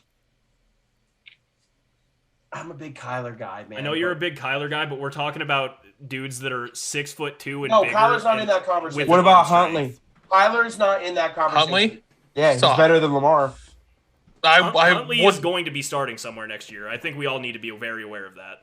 And there's a chance it's the Steelers. Like, small one, but his name has been mentioned. No, I don't want Huntley as a quarterback, but I'd rather draft one. Or sign one. I can't put Kyler Murray in that conversation just because I think Kyler Murray has more limitations than those guys. But what I will say about Kyler Murray is that Kyler Murray can also reach a ceiling that not many quarterbacks can reach. No, he can reach a Russell Wilson ceiling, which is elite. Yes, which is elite, right. Which, by the way, speaking of Russell Wilson, he really turned on at the end of the year. But before he got hurt, he had 12 touchdowns, 1 pick to start the season. Dude, the dude's elite. He's a great quarterback. He's gonna look great in one of these games next year, baby. He's gonna look great in the Pittsburgh Steelers uniform. But he just got dragged a little bit this year, like for obvious reasons, but because the Seahawks are bad. They are. Yes. Also, to be fair, when he came back way too soon from that injury, he was missing a shitload of throws. Yeah. Yeah, but his last 3 games, he had 2 touchdowns, no picks, 4 touchdowns, no picks, and 3 touchdowns, 1 pick. And he had while missing what? He missed like 4 games. 4 games, 25 and 6. Yeah, 25 and 6 for 3,000 yards. Like, first off, there, that's an above average quarterback in the league. Well, Derek Carr, for a point of reference, had nearing elite. 23. Kid. That's a 5-to-1 ratio. That's nearing elite. He had 23 touchdowns? Derek Carr for his entire season only had 23 touchdowns. I thought he had more than that. No, I thought he was in the 30s as well. How many touchdowns does Josh Jacobs have? He had at least 10. Yeah, probably at least 10. Yeah, no, Derek Carr only has 23, and he threw 2 in the Chargers game. He came in with 21 touchdowns and 14 picks. Listen, that's a disgusting number. Which, by the way, I still put Russell Wilson in my top 5 quarterback list because of this. His last 4 full seasons, He had 3,900, 34 and 11, 3,500, 38, 35 and 7, 4,000, 31 and 5, and then last year he had 4,200, 40 and 13. It's good. You know what's crazy? Even with the extra game, no one even remotely sniffed Peyton Manning's 55 touchdowns. No. With an extra Dude, that game. was a... With an extra game. That's what I'm saying. It's insane. I saw that tweet, Cade. What quarterback was it that I read to you? It was so funny. Which quarterback were they talking about? About what? It said something like someone needed like 19 Andrew Luck. No, it was Drew Lock needs 79,000 yards in this game to pass. No, it was Tom Brady. The tweet was that Trevor Lawrence needs 900 and like some odd yards to break the rookie passing yards record. It said something to look out for today. That's what it said. That was so funny. Which by the way, Justin Herbert holds. Hey, just speaking of Trevor Lawrence, I would just like to point out that I did win that bet. You did win that bet, but he had a horrible season, like I said he was going to have. He had a very bad season. Yeah. Everyone's calling it. The argument was, stemming of the argument is that the overhype of him calling him the I would agree. Manning. I remember the argument. I would agree. That was the argument, and then it went into the interceptions thing. 10 and 17. He had a horrible, horrible year. He's not. I'm telling you right now, he's not overhyped. You will see. I'm still sticking by that. He was overhyped going into the season. He was put in the worst situation of any rookie 12 and 17 this year, by far. I mean, Gardner Minshew was able to win down there. Yeah, not with Urban Meyer, where the team was literally quitting on him week 3. No, I mean, Urban is a joke. We're talking about a team that literally can we all quit admit week 10 3. touchdowns, even as a rookie, starting all 17 games is bad. Horrible. It's horrible. And on top, not saying he had a good season. And but on I'm top, telling you right now, he's going to be good. Had a couple decent like players to throw to and stuff. You had James Robinson, who's a fringe stud, dude. Well, yeah, Marvin Jones Jr. Shenault Chart. That's it. Marvin Jones Jr. Oh yeah, Marvin Jones Jr. too. And James Robinson. It's decent. James Robinson is a fringe. But like, I would say it's decent. I'm not saying it's good. Let me ask you this. James Robinson's a top 10 running back came too. in the league. He had T. Higgins. He had who's the dude from Pittsburgh that Tyler Boyd. Tyler Boyd. Like he had those are better options. Oh my god, yeah. There's better options. I think you're about AJ Green was still in the Bengals last year, wasn't he? No. But I mean, yes, but he played like 3 games. Yeah, he got hurt. But I'm just saying. Like just another example. Like Kyler Murray still had Larry Fitzgerald. Like he still had Christian Kirk. Like those D-Hop was there. Yeah, I got D-Hop. Yeah, he has D-Hop last year. But you're saying that you. You're right. Second year player T. Higgins and first year player Tyler Boyd over veteran Marvin. Tyler Boyd was in the league. Has been in the league. Yeah. He's like this. Boyd is like 4 or 5 years in. Okay, who do you? Tyler Boyd or Marvin Jones Jr. I'm saying I don't even know. I'd have to look at the stats. What I'm saying is that they're about equal in target. I'm talking the plethora of weapons that Joe Burrow has had as like a young quarterback. The plethora of weapons that Justin Herbert had the last 2 seasons, and even Kyler Murray. Like we have to compare the situation. No, but Burrow and him are completely different. They had equal targets. They had equal athletes to throw to. Who did? Burrow's first year and Lawrence's first year. I mean, that's just your opinion, not mine. And they both had a top. I would say it's close. I'm going to give the edge to the Bengals, but I think it's close. Yeah, it's okay. Close. Hey, I think we can all agree on this though. If both top 10 running back, they both had. It's all right. Listen, we'll see. We'll watch. We will see, but I think Trevor Lawrence is a good coach. He's DOA. He actually is in a system that makes sense, not like literally quitting on him week 3. Yeah, and we'll see how he does. He's the next Ryan Leaf, minus the That's drug problems. Probably not true. Okay, but realistically, we can all agree on this, whether it's Trevor Lawrence or Joe Burrow. Put them in the Titans offense with healthy players, and they both throw for more than 14 touchdowns. Yes, Tannehill. Yes, Tannehill had a very bad year. Very bad. He is a fraud, and the number 1 team in the AFC. However, I don't think he's a fraud. This is a bad year. His 3 primary weapons were injured the entire year. They were in and out. I understand that, which is even more impressive as to why they. Julio caught his first touchdown pass Sunday. This week. Yes. Listen, this is the difference though, and this is the argument that I have. A year ago, the Philadelphia Eagles put out a team that literally had 1 starting offensive line for more than half the season. They had 0 weapons on offense. They had 0 defense was terrible. The team was awful. And Carson Wentz had 15 touchdowns and 13 picks, and they literally shipped them off, okay, because they lost games. Tannehill had an equally as bad season in an equally situation on offense, and they were the number 1 seed in the AFC. So there's context to that. And I'm going to say that the Titans just overall had a better football team. That's why they won those games. But they're the worst 1 seed the NFL has probably ever seen. Oh, no. No, dog. That was the Packers 2 years ago. Worst 13-3 team ever. That's what I was told repeatedly. The Titans are the worst 1 seed. What happened to them that year? They lost in the championship game to the 49ers. Thank you. They are I'm telling you, the Titans are going to, unless Derrick Henry comes back, the Titans will get walloped in the first game they play. So, I mean, who would they... if they got to go against a high-powered offense like the Cincinnati, they would play either... They're going to get walloped. They'd play either the Steelers or the... There's 4 teams they could potentially play. Yeah, the Steelers, Bengals, Patriots, and Raiders. Yeah. Those are the 4 teams. Is it the Bengals? Yeah, Bengals are 4 seed. Bengals I thought they were the 3rd seed. No, the Bills are. Bills are. Really? If they go up against a high-powered offense, they're going to get walloped. If Derrick Henry doesn't play. If Derrick Henry comes back and Derrick Henry's Derrick Henry, I think the Titans will be in the AFC Championship game. So, yeah, no, they will play the Bengals, Raiders, Patriots, or Steelers. Mm-hmm.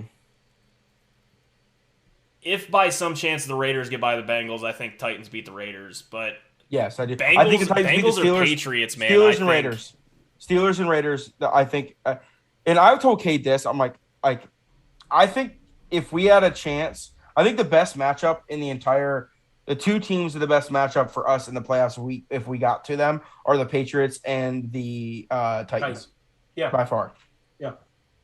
If somehow we got to the AFC Championship game, I pray that's the Patriots.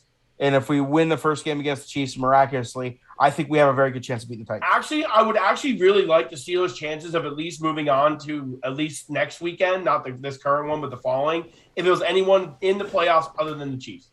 I would agree.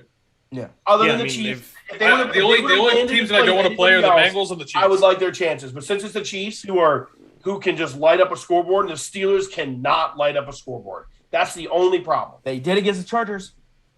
That was but how? That's one game. I know every game's different, every situation. I don't remember the last time we scored over 25 points. Because they did against the Browns, but that was also because of a bogus and the Chargers.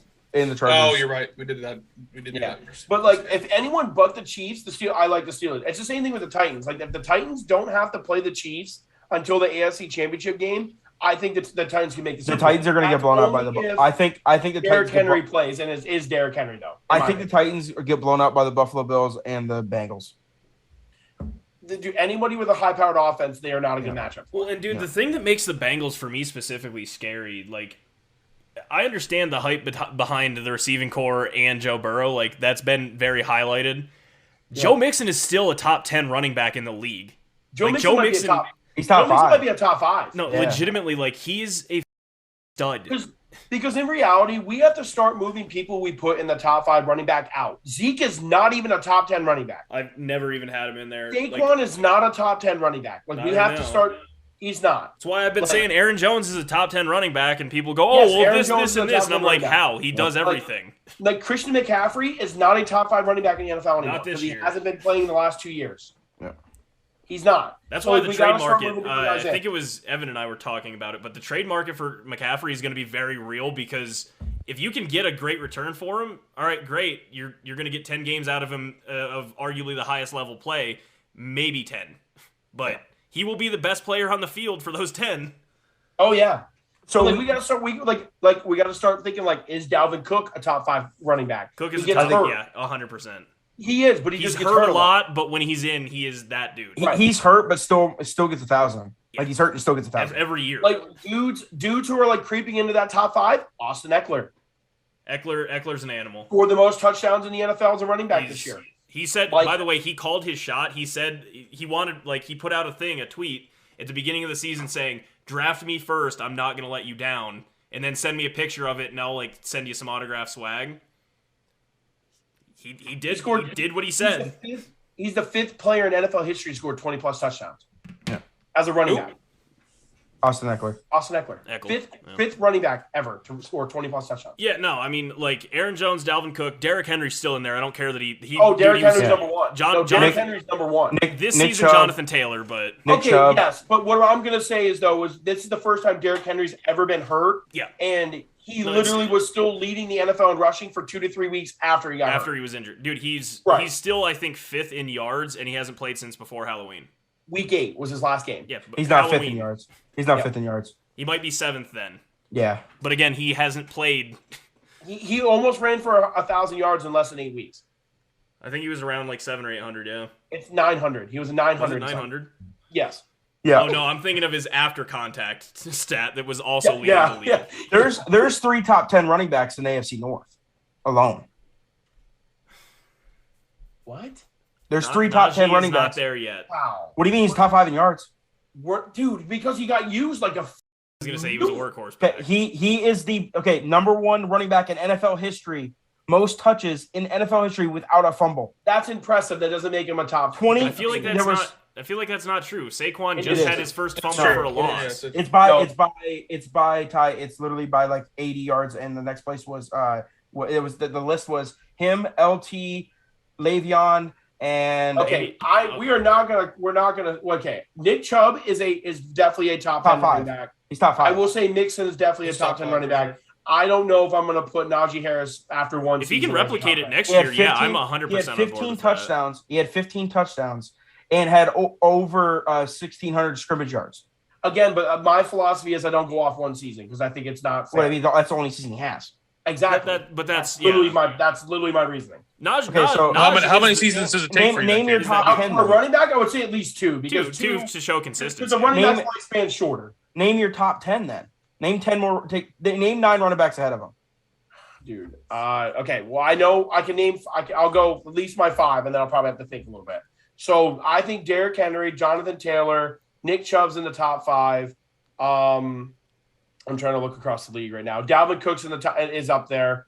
Let me look across the league. But what I'm saying is you took out 3 big names out of your top 10 already, like 3 huge names. Yeah, I know. I think if Christian McCaffrey. If Najee it's like 9 or 10, and it's an argument. Like Aaron Jones is in the top 10. I'm trying to look across. There's no one in the AFC, even the NFC North, other than him. And Dalvin Cook. I already said him. Like who? Okay, Kate. Kamara. I'm taking Kamara over him. Kamara's definitely top 10. Yeah. I don't know. Kate, let me ask you this: are you taking this season Elijah Mitchell or Najee? Najee. I mean, Elijah Mitchell didn't play enough games. Oh man, but Elijah Mitchell was really good.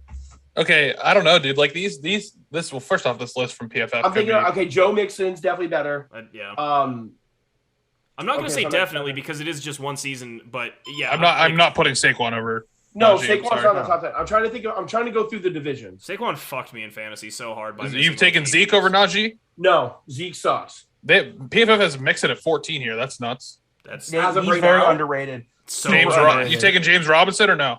No. He's close. He's close. I would say he's close. Then I think Najee, to be honest, could be top 5. Would have got the touches he was supposed to get. Yes, I would take James Robinson. I was going to say if Urban didn't f*** him, yeah. Yeah, I would definitely take him over him. What I'm saying about Najee is that you're taking Aaron Jones over Najee? Yes. What I'm saying is he was top 5 in rushing. He was top 5. He was top 5. I think he was top 7 in receiving. He had the most touches in the NFL and had the 3rd most touchdowns. Again, yeah, no. If he maintains that and is able to produce again next year at that rate, then that's what absolutely. I'm saying. Like that's all I'm saying. If Jamar Chase didn't do what Jamar Chase did, he'd be Rookie of the Year. Yeah, offensive Rookie of the Year. I think I would agree. I honestly would agree with that. Like that's why it always pisses me off that everyone goes, "Oh, it's Mac Jones by a mile." It's like no, it's Jamar Chase, then Najee, and then probably Mac. But literally, Najee carried the Steelers on the back for 6 weeks. Yeah. How many games did Aaron Jones play this year? I mean, he only had 800 rushing yards. Yeah, but he had 800 passing yards too. I was going to say because AJ Dillon also had 700 yards. I actually would say Najee's like 8, 9, or 10, somewhere in there. Yeah, because I'm not putting Zeke in there. Dude, it's so hard not to say Christian McCaffrey because he's definitely one of the most talented. No, I put him. He's almost on that same level as Saquon, though. He doesn't play. He hasn't played football in 2 years. Like you can't. And Saquon, when he does play, football. But all right, let's touch base on the NFC side real quick. We just went through AFC crazy. We did. The NFC, I definitely there's parity in the AFC, but I think there's way more parity in the NFC. Other than the number 1 seed, I think Green Bay is by far the best team in the NFC. But I think these games this week, I have no clue. I have no clue who's going to win them. Again, the Eagles being 8-point dogs to the Buccaneers, I understand it's the defending Super Bowl champs against a team with a rookie head coach, Tom Brady against Jalen Hurts. But I don't give a shit. The Eagles play a type of football that works in the playoffs, and I understand. Like, I don't like hyping up playoff football has to have a good running game. Like, I don't necessarily believe that, but like the Eagles style of football, they're gonna run. They are going to mouth fuck that defense. They'll have the same amount of rushing yards as Tom Brady has passing yards in that game. The Philadelphia Eagles need to throw the ball less than 25 times, run it 40+ times, own the clock. Play decent, good enough defense. Don't give up any big plays. And the Eagles have a chance to win like 24-20. That's the honestly the way. I really do. I might just bet all dogs this weekend. Honest to God. The Eagles can 100% put up points, but if they're gonna beat Tampa Bay, they have to have 8-minute drives ending in touchdown. Yeah, big time. By the way, I found out the Packers actually lead the league in 5+ minute drives that result in a touchdown. Yeah, which is awesome. That's part of the reason why Aaron Rodgers. That's what he does. Then there's the Philadelphia Eagles have to get into a shootout where Jalen Hurts has to throw a ton. They will actually compete because that's what happened last time. The Eagles were down 21-7 and they lost 28-24. Like, good game. That's a good game. But I don't want to put the reason why the Eagles have been I know they played a really weak schedule the last 8 weeks compared to the first 8 weeks, but the reason why they dominated teams is because their defense didn't have to stay on the field more than their offense. That was the problem with the early part of the year, is because the Eagles were chucking it 40 times a game. They weren't running the ball. They weren't running the ball. They didn't own the clock. They didn't do any of that. Now that they own the clock, they can beat anybody because of it. And it's been proven that they can run on anyone. They ran for 250 yards on the best rushing defense in the NFL in the Saints. Yep. 250 yards. Like, they can run on anyone. It don't matter. Cade, let me ask you this. Are the Eagles better than the New York Football Jets? They beat them by 30. Okay. Hey, the Jets should have beat the Buccaneers 2 weeks ago. Yeah. The Jets won that game for 58 minutes and then for some reason quit playing defense for the final drive. Tom Brady stands in a clean pocket for 8.5 seconds while some track runner from who gives a shit runs just a wide open vertical and Tom Brady just throws it to him because there's no one within 8 yards of him to win the game. Yeah. The Eagles should beat the Buccaneers. The Buccaneers are limping into the playoffs. I don't care that they just beat the Panthers, who are by all accounts a dumpster fire currently by 40. The only thing I just fear Gronk, man. I fear Gronk because I don't fear. Who's your hardest hitting player? See, that's the thing, bro. We don't have. No, you have flyers. You have literally flyers. You got Darius Slay and those guys that literally just fly across the field. Okay, who's your one linebacker? Listen, the Eagles used to have the Gronk neutralizer and Malcolm Brian Jenkins. Dawkins. Well, yes, but I'm talking Malcolm Jenkins is when they actually played each other. We don't have that. We don't have that anymore. We don't have that safety who can play in coverage like that with a big body. Like, we don't have we have linebackers who can play for speed, but I don't think they're going to be able to play with Gronk. Like, the Eagles are going to 100% play zone, and they're going to put everything in front of them and then bank on red zone field goals. Well, I was going to say, it's kind of, I don't know if Slay follows people around like Ramsey and other corners. No, he does not. He does not follow people around. I was going to say, if you just run him on an island against Mike Evans and make the rest of the team beat you, I like your chances. No, he will not. He plays left side of the field pretty much. Okay, so he plays like how Sherman used to play.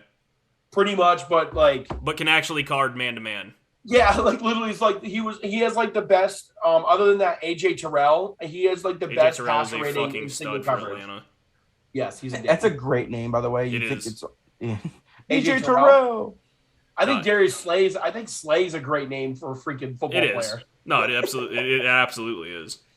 Then there's the 49ers go into Jerry World to play the Cowboys. Which I honestly think it's gonna be the best game of the week. It could very well be. It's the 49ers are coming in as 3-point dogs. I personally, I think the Cowboys' offense is a joke. That's why I don't understand why Kellen Moore is up for so many coaching jobs. Like, you take a look at the offense, and, like, you have Ezekiel Elliott, who regarded from not this podcast, but around the league as a top 10 running back. Dak is a top 10 quarterback. He's a top 10 talent. He's a top 10 talent. Is it? But that's okay. Wait. Let me get to my point. Okay. Wait. Can I just comment on what you just said about Zeke? Though I just have one comment.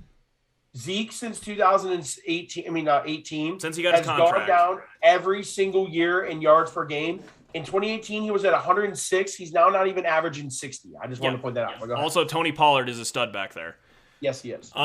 So you have Zeke, who's underperforming on an offense that is surrounded by a top 10 quarterback in Dak, and then you, barring injury, arguably the best receiving core in the league.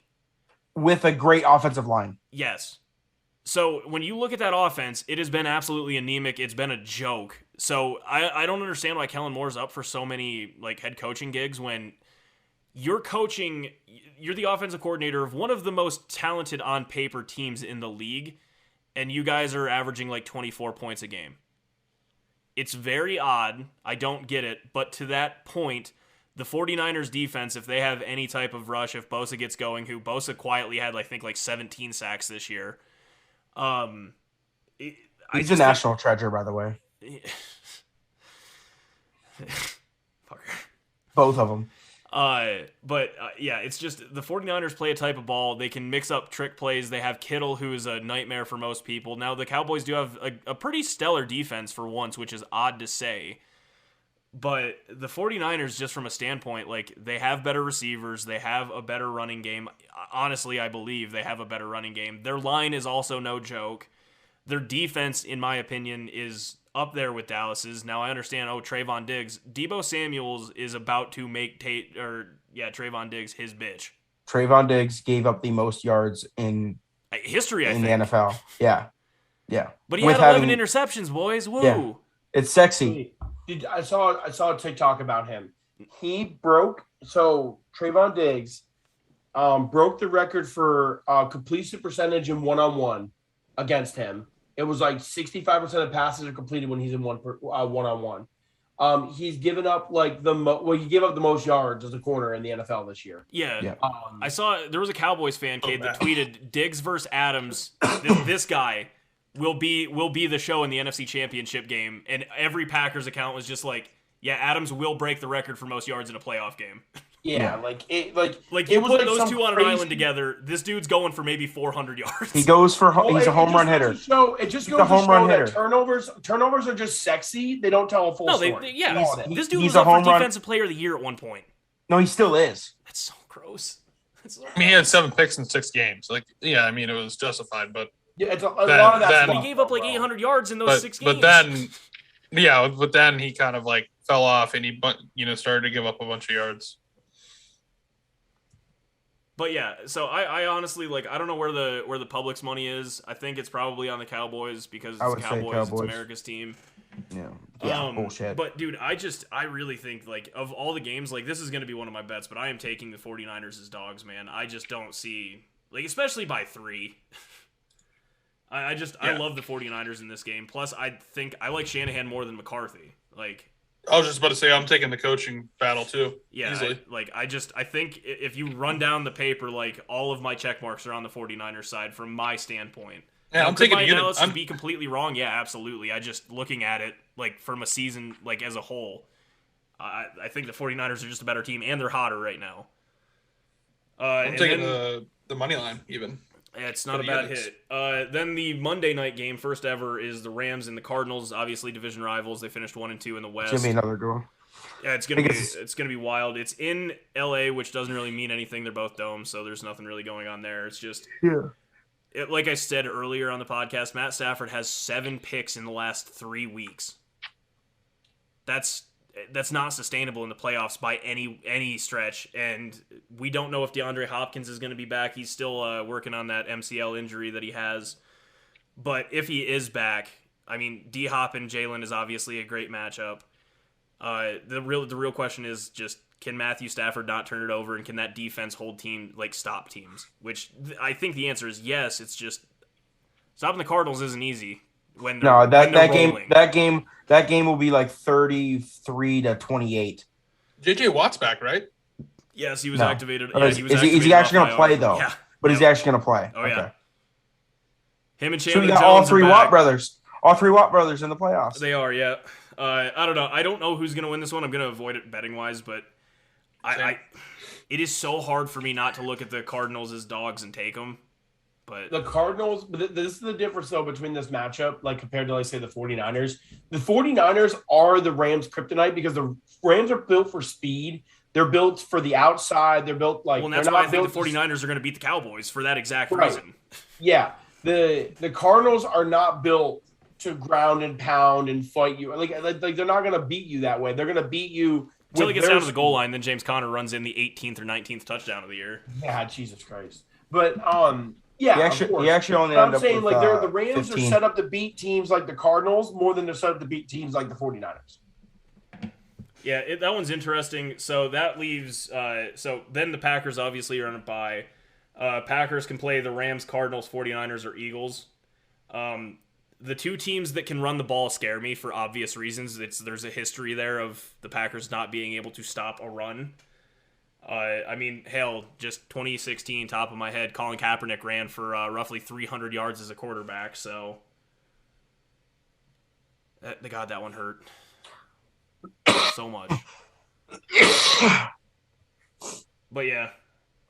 I mean, I'm excited for the games, dude. I love the playoffs. So, all right, we gonna pick these games? Who we think's coming out of what? The only thing I can say is it's gonna be. I mean, we're gonna probably majority of us are gonna. We're all betting these games. I'm 100% betting on this shit. Yeah, but both bets are gonna be from this weekend. So I mean, we can we can do it then. Yeah, I mean, all right, let's get to now that we're an hour and a half in. Well, hour and 20 minutes in. Let's talk about coaching vacancies because, yes, as we've alluded to a couple times, yesterday at the time of recording was Black Monday. Currently, these are the teams that need coaches. I didn't write down GMs, but some of these teams also need GMs. Right now, it runs as Bears, Vikings, Giants, Raiders, Broncos, Jaguars, and Dolphins. Which I think we all unanimously agree the Dolphins one is insane. Yes. Worse. Like that is the definition of why teams stay average. Period. Well, okay. So I found out their GM has been their GM for 21 years. So you mean to tell me the dude that has led 21 years of mediocrity in Miami gets to keep his job, but the guy that led you to back-to-back winning seasons gets the can because they have a disagreement in our butting Not heads. only back-to-back winning seasons, he started the season 1-7 and got to a winning rattled season. off 8 of 9. Yes. To miss the playoffs by a game. Yes. Yeah, the Brian Flores one is insane to me, and personally, the guy that hired Adam Gase should be the one that gets fired, not the guy that followed Adam Gase and with Adam Gase's same team got them to winning seasons. Also the guy who traded multiple picks with the Philadelphia Eagles to move up. Did it with the Texans too, buddy. Yep, and to draft Tua, right? Yep. When Herbert was drafted behind. Like, I mean, I'm not gonna say scouting is scouting. I mean, yeah. I understand, but no matter what, we gotta look at listen, you gotta look at what happened. No matter what. Alex Smith will always be tied at the hip to Aaron Rodgers. Yeah, can we not say that we can't sit here and say that, hey, Tua had a hip injury that still has obviously bothered him the last 2 seasons when there was a player like Herbert out there. We can't sit here and say, like, hey, why did Ryan Pace, part of the reason why Ryan Pace got fired is because he drafted Mitchell Trubisky instead of Pat Mahomes.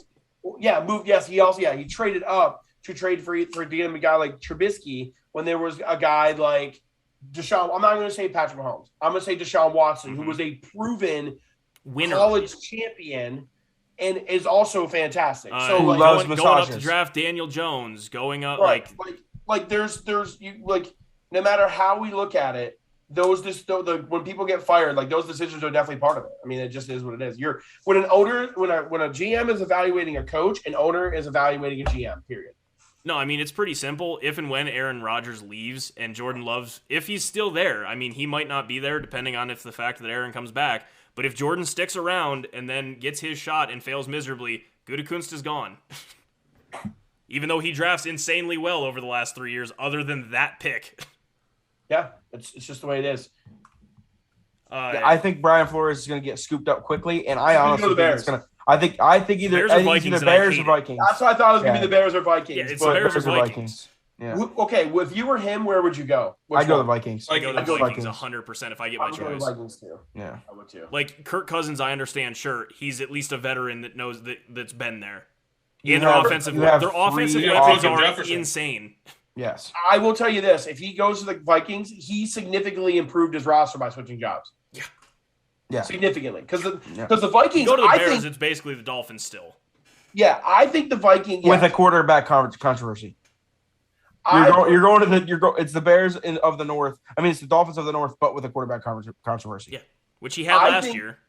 I think the biggest problem with the Vikings was Mike Zimmer, and I think they would be if they had a better competent coach. I think they'd be in the playoffs this year. Well, again, I don't know who I was talking to, or if it was just a conversation I had with myself at some point.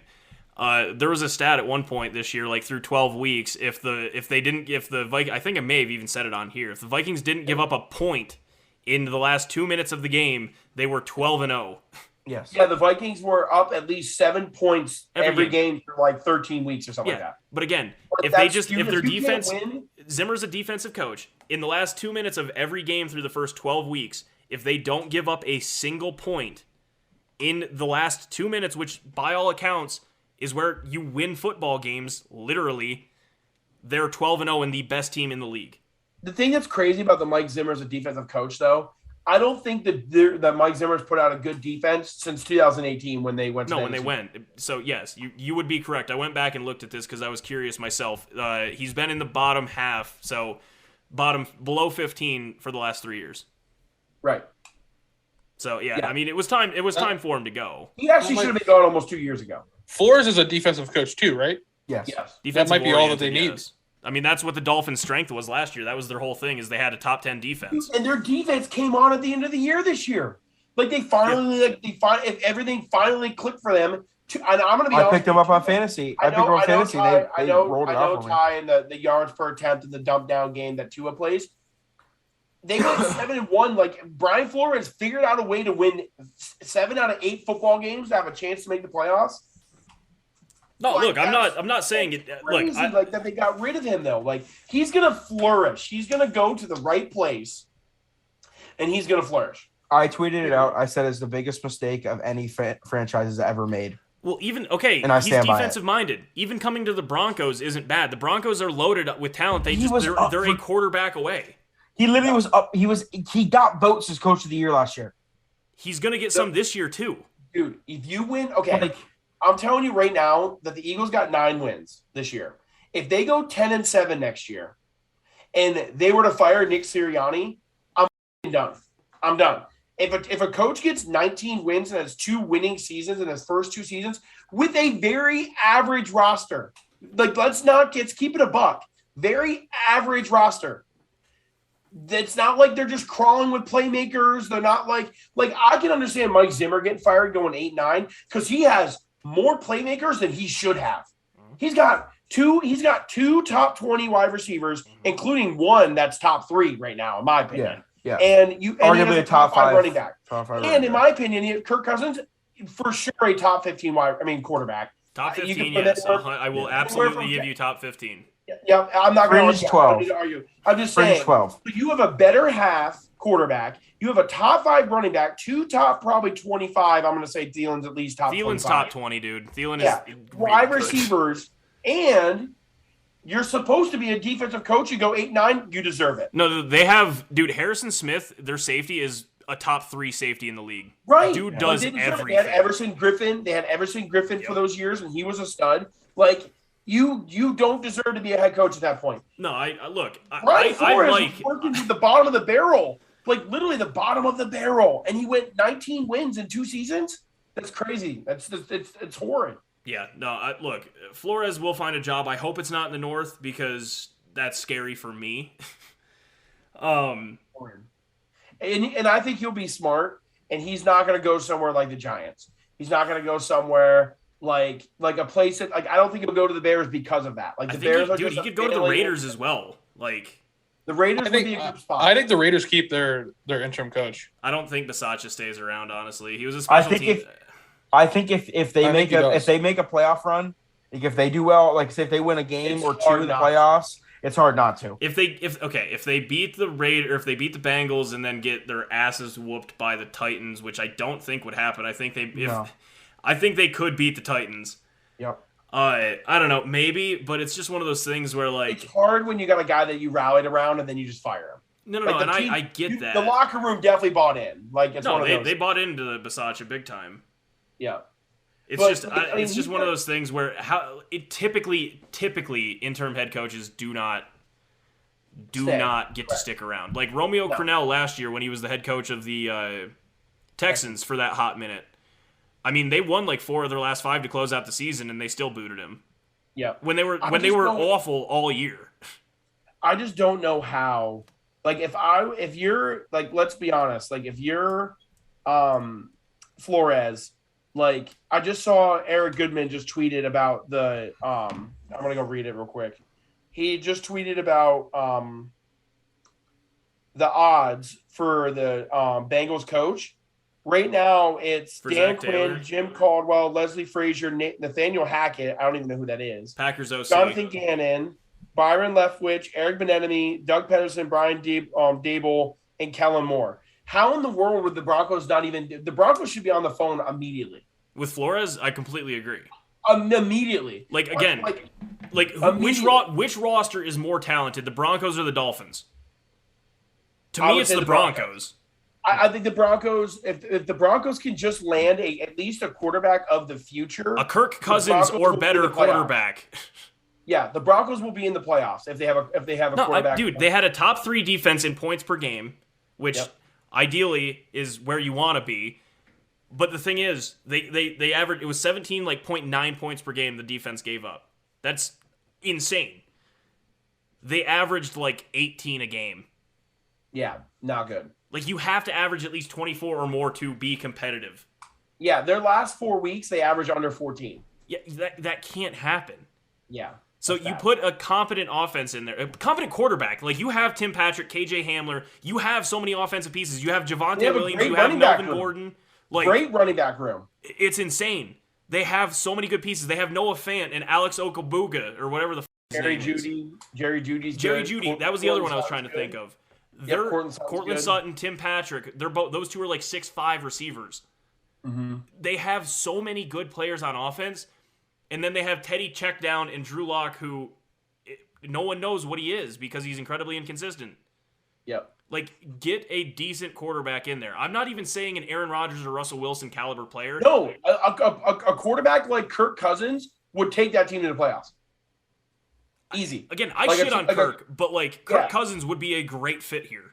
Yeah, like a quarterback. Okay, let's just think of another one that's I'm not saying average, but like I would, on God, I'm saying this right now. Baker Mayfield would take that team to the playoffs because they have a good running game and they have weapons. Jameis Winston, Marcus Mariota than the Browns do. Mariota would be fine. Jameis Winston, there's people out there. I think right now in this exact moment where we are in time, I think that now, granted, the Broncos don't have a coach. We're only talking about the roster. I would say that the roster in Denver, I think, has a more inspiring future than the one in Cleveland does. Well, yeah. I'm saying take out Baker. I don't want to. Yeah. I'm saying take out Baker, and Baker either is with Denver or Baker's with Cleveland. Who do you think has a more inspiring roster? Also, situation. Situation. You got to remember the respective divisions they're in. They're both in tough divisions. They're both in tough divisions. So, I understand what you're saying, Ty. I definitely agree with that. Herbert, and Mahomes. Dude, we all know that Burrow, the Steelers are going to land someone, and Lamar's obviously good. We're talking the NFC, the AFC North has been the best. Okay, look, it's been one of the best divisions. This is the decider. Which defense was better this year? Because I think offensively, I think they're comparable. I maybe even give the nod to Denver. Cleveland's Cleveland's defense underperformed like crazy. And Denver, I think, can perform as a top 5 defense year in and year out. That was my big thing this year. Why I picked them to go to the playoffs. And that's losing Von Miller, and they still did. I also me personally. I also think the wide receiving core for Denver is much better, and I also think the running back room is equal. It's comparable. I would say it's comparable, but I will give receiver nod to Denver for sure. Yeah. So I'm just saying, like, if you're a quarterback, plus right? If you're young. Like, let me ask you this: if you're Aaron Rodgers and you have 1 year to win a championship, you're coming to Denver. Are you going to Denver or are you going to Cleveland? It's Denver. You're going to Denver. That's what I'm saying. Because Cleveland, I think Cleveland going into the season was obviously the choice, but like that defense did not play well. No, like the defense played like advertised. Shit. They were extremely advertised well, and someone like Herbert hung 40 some on them. Like that's bad. 47. Yeah, that's bad.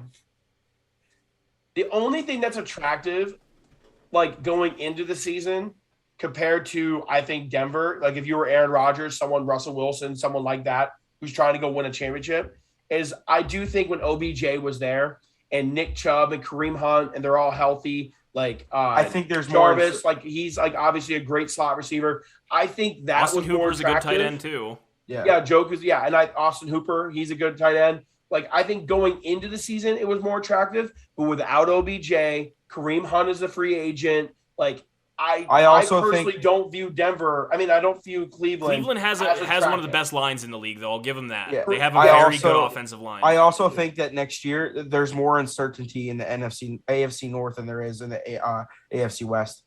So you're saying, as in, like, it would be better to play for Cleveland for that reason? You're saying going into next year, because I agree. Because you look at they don't know what's happening with Baker. We know it's Burrow's there. Burrow's not going anywhere. Lamar obviously is Lamar. Ben is gone. We don't know what we're doing, but they got to decide what they're gonna do with Lamar though. There is a lot of question marks in the AFC North. Yeah. There's probably almost where you look at the AFC North than any other division in football. Yeah, you look at the AFC West. Mahomes is there. Herbert's for there. 10 years. Herbert's not going anywhere. Derek Carr's most likely going to stay, but there is parity with him. We don't know what's going to happen with Derek Carr. But again, I don't think he's going anywhere. I hope Derek Carr. I hope the Raiders like rebuild and Derek Carr goes to a championship caliber team. Pittsburgh. I would love him in Pittsburgh. I think he would embody Pittsburgh, the style of like the hard nose. The guy that was crying on the ground. Yeah, 100%. Dude, his interview was Kobe-esque. It was so freaking good, dude. So good. He's like, they're like, why are you like not excited? Like, why are he's like, because I just knew. He's like, this is it. Like, and I'm not. And he's like, my job's not done. Like, I'm here. No, the dude gets it. I mean, the dude gets it. He's like, where I'm expected to played, win. What, 7, 8 like, seasons? I'm going on the next playoff. Like, it was so good. He hasn't played the playoff. He would have had. He got them to the number 1 seed and then broke his leg. Yeah, towards ACL. Yeah, literally straight up number 1 seed and then get bounced in the first game, like just ruined. Yep. No, I think I'm just saying the Broncos literally just need a competent quarterback. That's literally it. If the Broncos land any quarterback that's above average, they are in the playoffs next year. So, and that's okay. I've said the same thing twice now. I've said this 2 years now. I've said this, that if they have any type of average quarterback, they're in the playoffs. No, and I agree. That's why I don't. Even if you put Jalen Hurts on that team, they're in the playoffs. Yeah. I said Jameis Winston. Jameis Winston. Jameis is a question mark for me, but I can see he's better than Teddy. Yeah. He whipped up on the Packers week 1. That's for sure. Shut the fuck up. Oh my God, 5 tutties. 5 tutties on 14 passes. Aaron Rodgers has 0 touchdown passes and 2 interceptions. Yes, he did. But yeah, and then 2 in the next 16 weeks. It's definitely, we saw the firings. It's definitely going to ramp up here soon. We're going to see people getting hired and going forth and stuff like that. It's going to be interesting for sure. But I definitely think you guys a question about it though. Biggest shock was Flores. Yeah, I'm going to ask you guys 2 questions, an A and B part. Okay. A, if you're a head coach, okay, a current head coach. If you're a head coach and you're interviewing at these places, you have a choice of all of them. Okay. I'm not counting the Vikings, and I'm also not counting the Broncos as the 2, like, because those are definitely the 2 like best spots. I think they have to be just from a personnel standpoint. Yes, yeah, they are from a and division. I think going into that division with the NFC North, yeah, you got the Packers, but like you have just the Packers in a lot of places. Yes, you just have the Packers. Yeah, like to me, the Vikings are the most interesting one because everyone knows Aaron is eventually on his way out. Even if he plays 5 more years to 43, the Packers will find a way. They're going to their championship caliber. They're a championship caliber franchise. They're going to get someone to play there. Wait, let me ask my question though. Okay. What I'm saying is other than the Vikings and the Broncos, because those are like the 2 cherry pick answers. You have the Bears, Giants, Raiders, Jags, and Dolphins. As your picks of what team you want to be hired by, who you choosing? I'd say Dolphins or Jags for me. I'm going with the Raiders. Yeah, me too. I'm going with Raiders. Yeah, I like the honestly, big poker player here. Taking the Raiders. I'm taking the Raiders. I would say Vegas. I'm going, in my opinion, I'm going off of where's the easiest place to get better players to come, and I'm choosing Miami and I'm choosing Vegas. Well, it's Miami because Miami there's no state tax. Exactly, that's what I'm saying. Right. Then to boot. Yeah, don't forget about Jags too. Yeah, I mean the Raiders. Jags are down there Las too. Vegas is an appealing place to be. Yeah, Jags, Miami, or Vegas. Right. So let me ask you guys this then. Now the second part. Vegas for me. Now, if you're a team and you have a choice of any head coach beside what's his face from that just got fired from Miami? Flores. Besides Flores, because obviously, again, the cherry pick answer. Who are you picking to bring on as your coach? A lot of people say Nathaniel Hackett, who's the Packers OC, but I'm not hiring Nathaniel Hackett because, again, LaFleur does call the plays. They work together. Like the Packers are good. Listen, the teams. Urban. I'm the same way about EB too. Teams give offensive coordinators way too much credit for Aaron Rodgers basically winning them a lot of games. Mine is Jim Harbaugh. Really? Yes. I agree. I mean, I think Jim's really good. He's been there, done that. I have 2. Besides Flores, I would choose either Doug Peterson or Jim Harbaugh. If Jim Harbaugh is available. Honest to God, mine's Caldwell. Mine's Jim Caldwell. Jim Caldwell is third for me. You guys got to understand, Jim Caldwell took the Lions to their last winning season and got them to 10-6 and in the playoffs, and then got fired the year after because they went like 4-12. Right. Had the last winning season for one of the biggest poverty franchises in the NFL in the last 30 years. Yep. Had 2 all-time players. Like, for me, it's Jim Caldwell, and I still don't know how he doesn't have a job because dudes rally around him. He's a player's coach, very similar to Tomlin. Maybe not as fiery as Tomlin, but he gets people going like Tomlin does. Again, you don't just get the Lions, who are dog shit, to 10-6 by a fluke. Right. Agreed. Like, no, he got fired. It wasn't 4-12. It was 8-8, and then got fired. It was an Eagles situation.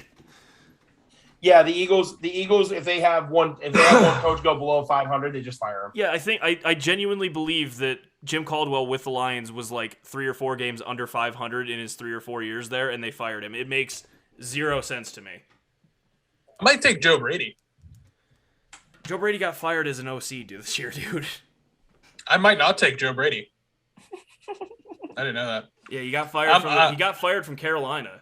Yeah, really? That was a really bold claim out of the fucking dark. Yeah, I'm looking at a report. I don't even know who's available. I have no clue. Okay, so like here, honestly, to be fair, even what I just said about Bieniemy, the same thing about Nathaniel Hackett. I mean, probably him. I would probably take out of just. I mean, I don't know. He's been on.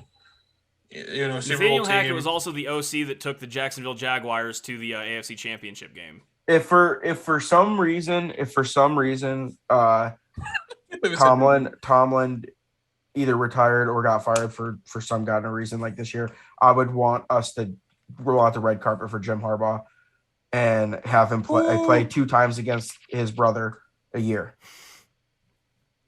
We're never going to get rid of Tomlin, but he's saying if he retired. Like if he retired, like if something were to happen. Oh, okay. I'm gonna be honest with you. Like I agree. I think Jim Harbaugh, no matter where if he goes in the NFL, no matter where he goes, he will be successful. Dog, he had 36 wins in his first 4 years with the 49ers, and then they get rid of him. Yeah. No, he in the Super Bowl. No, he Super Bowl. They didn't get rid of him. He left because him and Singletary butted heads. Right, and left for Michigan. And a Super Bowl appearance that they should have won, which was It was cheating. Power went out. Cheating. His brother Me, cheated. I understand. It was rigged because it was Ray Lewis's last game. His brother cheated. So it was rigged because it was Ray Lewis's last game. I understand the whole Harbaugh thing, but yeah, me personally, if I'm the Broncos or if I'm any team that wants to get people going, like really wants to build that type of like chemistry in the locker room, going. For me, it's Caldwell. Because he's been there and done it with one of the worst franchises in the league. Like, maybe it's just because I don't want to take a first-time head coach. But, like, I'd much rather... Like, I'm cool with Doug Peterson as well because he's been there and done it before. Leftwich. I would... So, depending on, like, the situation... Leftwich is... Bears, I am so interested to see which team hires Leftwich if someone does because I don't know how he's going to perform. Again, another offensive coordinator that's getting too much credit for having a Hall of Fame quarterback. With BA, and with Bruce Arians. And all-time lineup. An all-time offensive lineup. Listen, we're like, the thing is that there's only been a few, in my mind, that worked out, that were offensive coordinators that played for a good head coach. I mean, as an offensive coordinator for a good head coach with a good quarterback and worked out. I'm going to say that Pederson worked out because he won a Super Bowl. I'm going to say guys like who do you work for in the past? He was Andy Reid's. Okay. See, but Andy Reid's coaching tree, other than Nagy, is actually pretty successful. Unlike he's the opposite of Belichick. And let's be honest, I know Nagy had a rough couple years to end his, but he was solid to begin. It just got sour. But I also don't want to blame that completely on Nagy because, like, how are we going to blame it completely on Nagy when Ryan Pace literally set him up to fail? No. Ryan Pace is dog shit, but also the McCaskies have way too much say in that organization. Yeah, but I'm just saying, like, there isn't a lot of teams that when they hire an offensive coordinator, okay. McVay was one of those guys. Yeah, McVay worked out 100%. LaFleur. Stefanski. Who was there? He was the Titans OC when they had a 25 or worse in all categories. Like, their offense was 25th or worse in every category. Was that Stefanski? Was it Stefanski and OC? He doesn't fall in that category for me because he wasn't on a high-powered offense. No, it was dog shit. A Hall of Fame quarterback, and then went to be a head coach, and then most likely fail. He was on a struggling offense, but just showed that he's a good head coach candidate and got the job. Like, when you look at even like a guy like Sean McVay too, look at him. They had a decent roster. They did. They had the number one running back in the league at the time. Toad Gurley. But they still had a young quarterback. Didn't know what he was going to do. No, Jared Goff was an MVP candidate because of this man. Exactly. Right. So that's what I'm saying. He was one. Was Stefanski an OC? Yes. Stefanski was Minnesota's OC. So that he's another one to me. He's another one to me because he's successful. Yeah, I mean, he took Case Keenum to the championship game. No, but we're talking about him as a head coach. Do we think Stefanski's a? I think he is. He took the Browns to their first win in 20 years. Yeah, I would agree. Yeah. I would say he teeters on average to good, and almost got to the AFC Championship game. He was a play away. Literally a play away. I agree. I don't think he's a bad coach by any means. Again, I still think this season was an outlier for the Browns. Now, time will tell, obviously. I don't think that they are as bad. I think injuries definitely hurt them a lot this year. I just do. I've been saying it since day one that the Browns are only as good as the Browns as Baker will take them. No, I think that we can all agree with that after seeing this because, I mean, guys, I was calling week 8 and 9, I was calling for Case to play. Like, Baker needed to stop and just let Case play the rest of the year. I just came up with another name of an offensive coordinator that was on a Hall of Fame team that didn't work out as a head coach. Not Sean McDermott. Sorry, Patriots. Josh McDaniels, not McDermott. McDaniels. No, he only had a 2-year stint here because everyone promised. Like he promised everybody the world out here, and then was dog shit. The next coming of Christ, and no, they made playoffs. He couldn't. He has no people skills to actually be a head coach and talk to the public. He doesn't relate to players because he can't actually bring an entire locker room together. He's used to talking to just the quarterback room, basically. He's not he's not head coach material. Right, exactly. But what happened? The scenario was so set up for him. He was a offensive coordinator on a championship team with a Hall of Fame quarterback. Yep. They give them, I'm saying, they give coordinators too much credit for team success when majority of offensive coordinators are usually getting hired out of fantastic offenses that are coming from the head coach, quarterback play, typically. That's what I'm saying. No, I hear you. That's Yeah, why I genuinely don't believe. Like, I think Kellen Moore could be potentially one of the worst hires ever. That'd be awful. I would never hire Kellen Moore. Like, he's 34 years old and leading this offense. Moore, I'd be pissed. Yeah, like, he's 34 and he's leading this offense down just a black hole. Like, I'm sorry, the Cowboys' offense is not good on paper. Period. No, they're the best offense on paper, but they're bad on actual real world paper like this. They suck. Yeah, the reason why I was happy about Nick Sirianni is because the Colts didn't have an elite offense, and the Eagles hired him because he was literally a guy that they thought could lead a group of men. Again, dude with really bad, really poor communication skills to the media, but it translates on the field, so it doesn't matter. Doesn't matter. And look at Belichick. The greatest coach of all time. His interview was bad, but other than that, he's been fine. The greatest coach of all. Go ahead, Cal. The greatest coach of all time. The greatest coach of all time, we arguably say with Belichick, is the worst communicator to the media. Worst. Shows you just don't talk to anyone. You don't. Next question. Exactly. So okay, the one where it was after they had lost a couple. I think it was their fourth or fifth loss this season, and he goes, "We have all of the seeds are there right now. We're down in the manure. We're just planting these seeds. Soon they're gonna sprout and come out, and then everyone's gonna see what we've been building here." It was just a really cheesy fucking thing where he talked about Dan Campbell. Yeah, the biting kneecaps and shit. I mean, to be fair, hey, on DC they never quit. No, the Lions are maybe the best 3-13 team ever. Yeah, ever. Yeah. No, I agree. Definitely. I mean, the Lions over the last 7 weeks when Dan Campbell started calling plays, no one knew he was an offensive play caller, and he's been calling very good games. I love Dan Campbell. You want to know why I love Dan Campbell? Because they were freaking bad all year long, but every single week they played for him. No, and that's just it. He started calling plays, and they started playing better. That is a good head coach, though. A good head coach. I think DC is actually going to be a good coach. At least go out and compete for your head coach. That's how you know you have a good head coach. Plus, hey, their running backs coach is Deuce Staley. What'd you say? Their running backs coach is Deuce Staley. I know they are. They do. Everyone wanted the Eagles to hire him as a head coach last year, and I'm really glad they didn't. Yeah, not head coach, running back coach, sure. He's been a running back coach for the Eagles forever. I'm the reason why Mike Tomlin, when they had Duck Hodges and Mason Rudolph as their quarterbacks, go 8-8 is because that defense walked in that freaking room the next day, and Mike Tomlin's like, "Hey man, you guys got to do the job. You're gonna have to step up." And we were a play from the playoffs for him. We were a play away from the playoffs that year. They want to do that for him. That's what makes a great head coach, and that's why Urban Meyer failed, because he never had that, never once. No, not even a little bit, dude. You can't lose a game and then stay in the state and go to a party house. Yep. And stick your finger up a butthole. Up a 19-year-old's ass. Yeah. I'm all about that. Majority of these – dude, Joe Judge ran a QB sneak on his own 6-yard line on 3rd and 9. And you tell me you believe in your team? How are you supposed to do – his rant after the week 17 loss, not 18, but the week after 17 was awful. You know what's really funny is last year he complained about the Philadelphia Eagles not being legitimate football team because we threw the game to get a better draft pick. Through the game, yeah. Yeah. You just played not your starters. And in 2 seasons he didn't eclipse 10 wins. Yeah, no, he's dog shit. He's a joke. Yes.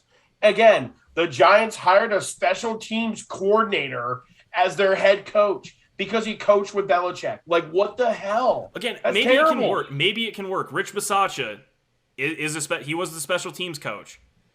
It's worked for him. I just think that Joe Judge is you cannot be a walking cliche. You have to believe in yourself and the shit you are feeding your team, because if you don't, they'll see through it. Joe Judge was this big talk-up dude I command a room, this, that. He never did. Urban Meyers was, this bigger-than-life character of himself where he knows everything. He's this big, successful guy, came in. No one ever bought into him. Motor City Dan Campbell.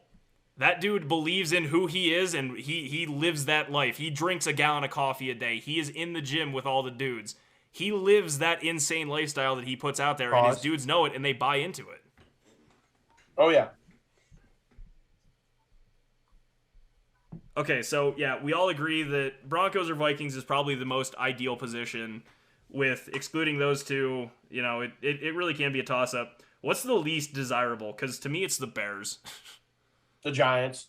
Giants or Bears for me. Yeah, okay. Giants. In a very hard market in New York, well, New Jersey. Did you guys see that the city of New York is suing the two football teams?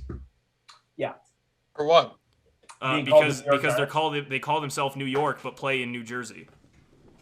Yeah, both teams. Yeah. Yeah, I don't know. I'm very interested. I do think probably Doug probably gets a job. Brian Flores is getting a job probably before the end of the week. He should get a job tomorrow. I do think Caldwell's going to get a job finally somewhere again. You just look it up or what? Oh, you. Me? No, I was reading something on Twitter. Gotcha. You guys want to do some bets? Yeah, let's hop into the bets. I'm also incredibly frustrated that the Penguins game, Malkin's back, is blacked out in my area. I just can't. Get a VPN, dude. This doesn't make any sense. I do have a VPN. They're currently up 1-0. Also, I want to give a big shout out to what's that, kid? Evan's 3 miles from the stadium on a straight line, and he can't watch it. Yeah, no, I can't watch any of the Avalanche games because it's blacked out here. It's fucking stupid. It's really stupid. I also want to give a big shout out to Evan and mine's teammate on the U.S. Mud Sharks. He bet $1,000 on the Avalanche last night to win and cover 5.5, and they did. Devin. Yeah. Bet $1,000 on a parlay, Avalanche to win and the over of 5.5. What a demon! How much did he win? What was the plus? It wasn't plus. 9. It wasn't. No, because the Avalanche on a 10-game win streak, and he took a point because the over on the line was 6.5, and he did the point. Was that the difference? Oh, he teased it. Okay. Yeah, he teased it a point. Was the tease the difference? No, again, the Avalanche were minus 340 money line last night. No. I'm saying was the T. What was the final score? Yeah. Oh no, they won. It was 4-3, so 7 hit. Okay, it would have covered either way. Yeah, okay, I'm just saying, dude. Whenever you tease it and they hit, it's such a satisfying feeling. Oh yeah, no, won $909, I believe. Yeah. Crazy. I'm ready for my bets. Me too. Right. I'm gonna go first. We went. I'll read everyone's units. We went horribly last week. We went 2-6. Yeah, I went 1-1. So Ty is minus 2 units. Cade is minus 0.12 units. Cal is minus 2 units, and I am minus 0.12 units. Perfect. So Cal and I are fine. We're just minus 2. Yep, you're down. You're technically if we're doing it you're down 200. Yeah, I get it. Me and Evan are down. What is Cade? We're down. Me and Evan are down $12. No, we're not. 12. We're not down 80. What are the units that you're down? I lost minus 1.2 units. And so did Cade. 1.2. Okay. Minus 0.12, not 1.2. 0.12. Minus. Yes, both of us. Both yes, negative. both negative 0.12 units. Got it. Damn, Cal and I are in a hole then. Yeah, well, I went with 2 pluses. So I am ready. Both of them. All right, Cade. I am going to take the Las Vegas Raiders +6. Vegas. It's one I'm staying away from, but what's the odds, Cade? Minus 112. Okay, and next. I'm going to take the 49ers outright winner +130. So on FanDuel it's +140. So I'll give you the one. I'll give you the 1.4. Okay. I have, since I've already typed my bets in. I'm actually taking a UFC bet, Giga Chikadze, to win by knockout 1.2 units. And then I'm taking the 49ers money line 1.4 units.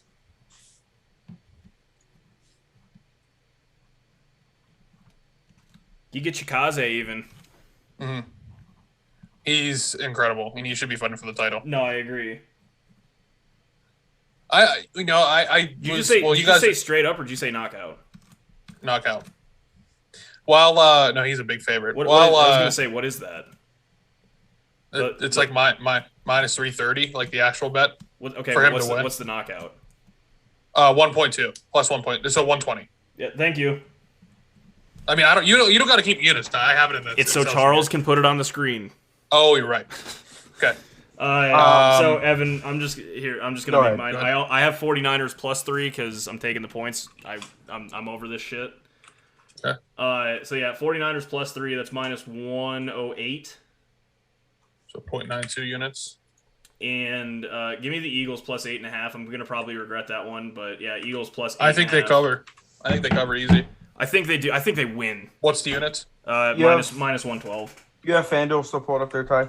Yep. What's the Bills minus 4? Bills minus 4 is minus 106. Okay, so Bills minus 4, 106. So that's 1.94 units. And then what's the Rams minus 4? I like the double 4s. Minus 108. So minus 108. Rams minus 4. Bills minus 4. 4 is always an iffy number because field goals are such a son of a bitch. Yeah. I honestly feel I just feel that the Buffalo's going to win by 10 points. I don't think Mac Jones is going to come out. No, I think and it's going to be. I think he's going to have a dud. Again, like I understand they beat it. Like the series is 1-1 this year, but again, Josh Allen 30 times in 50-mile-an-hour winds. The weather here is not great this week. So up here on the lake, so that also adds into it as well.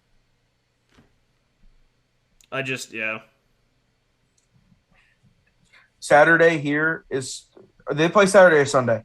Bills are Saturday. It's temperatures 14 degrees, real feel 4. And that's in Erie, so it's even more north than Buffalo. Yeah. So, yep. That is definitely a cold one. Anybody have anything else to add? No. The Bulls are number 1 in the East. I know this is obviously we're in the middle of still recording, but we'll talk about it after. But yeah, I'm good to go. Is everything here? Everyone have a great night. Yeah. As always, thanks for watching. Make sure to follow us on all the other platforms, and have a safe weekend. Hey, have fun watching a super duper wild card weekend, everyone.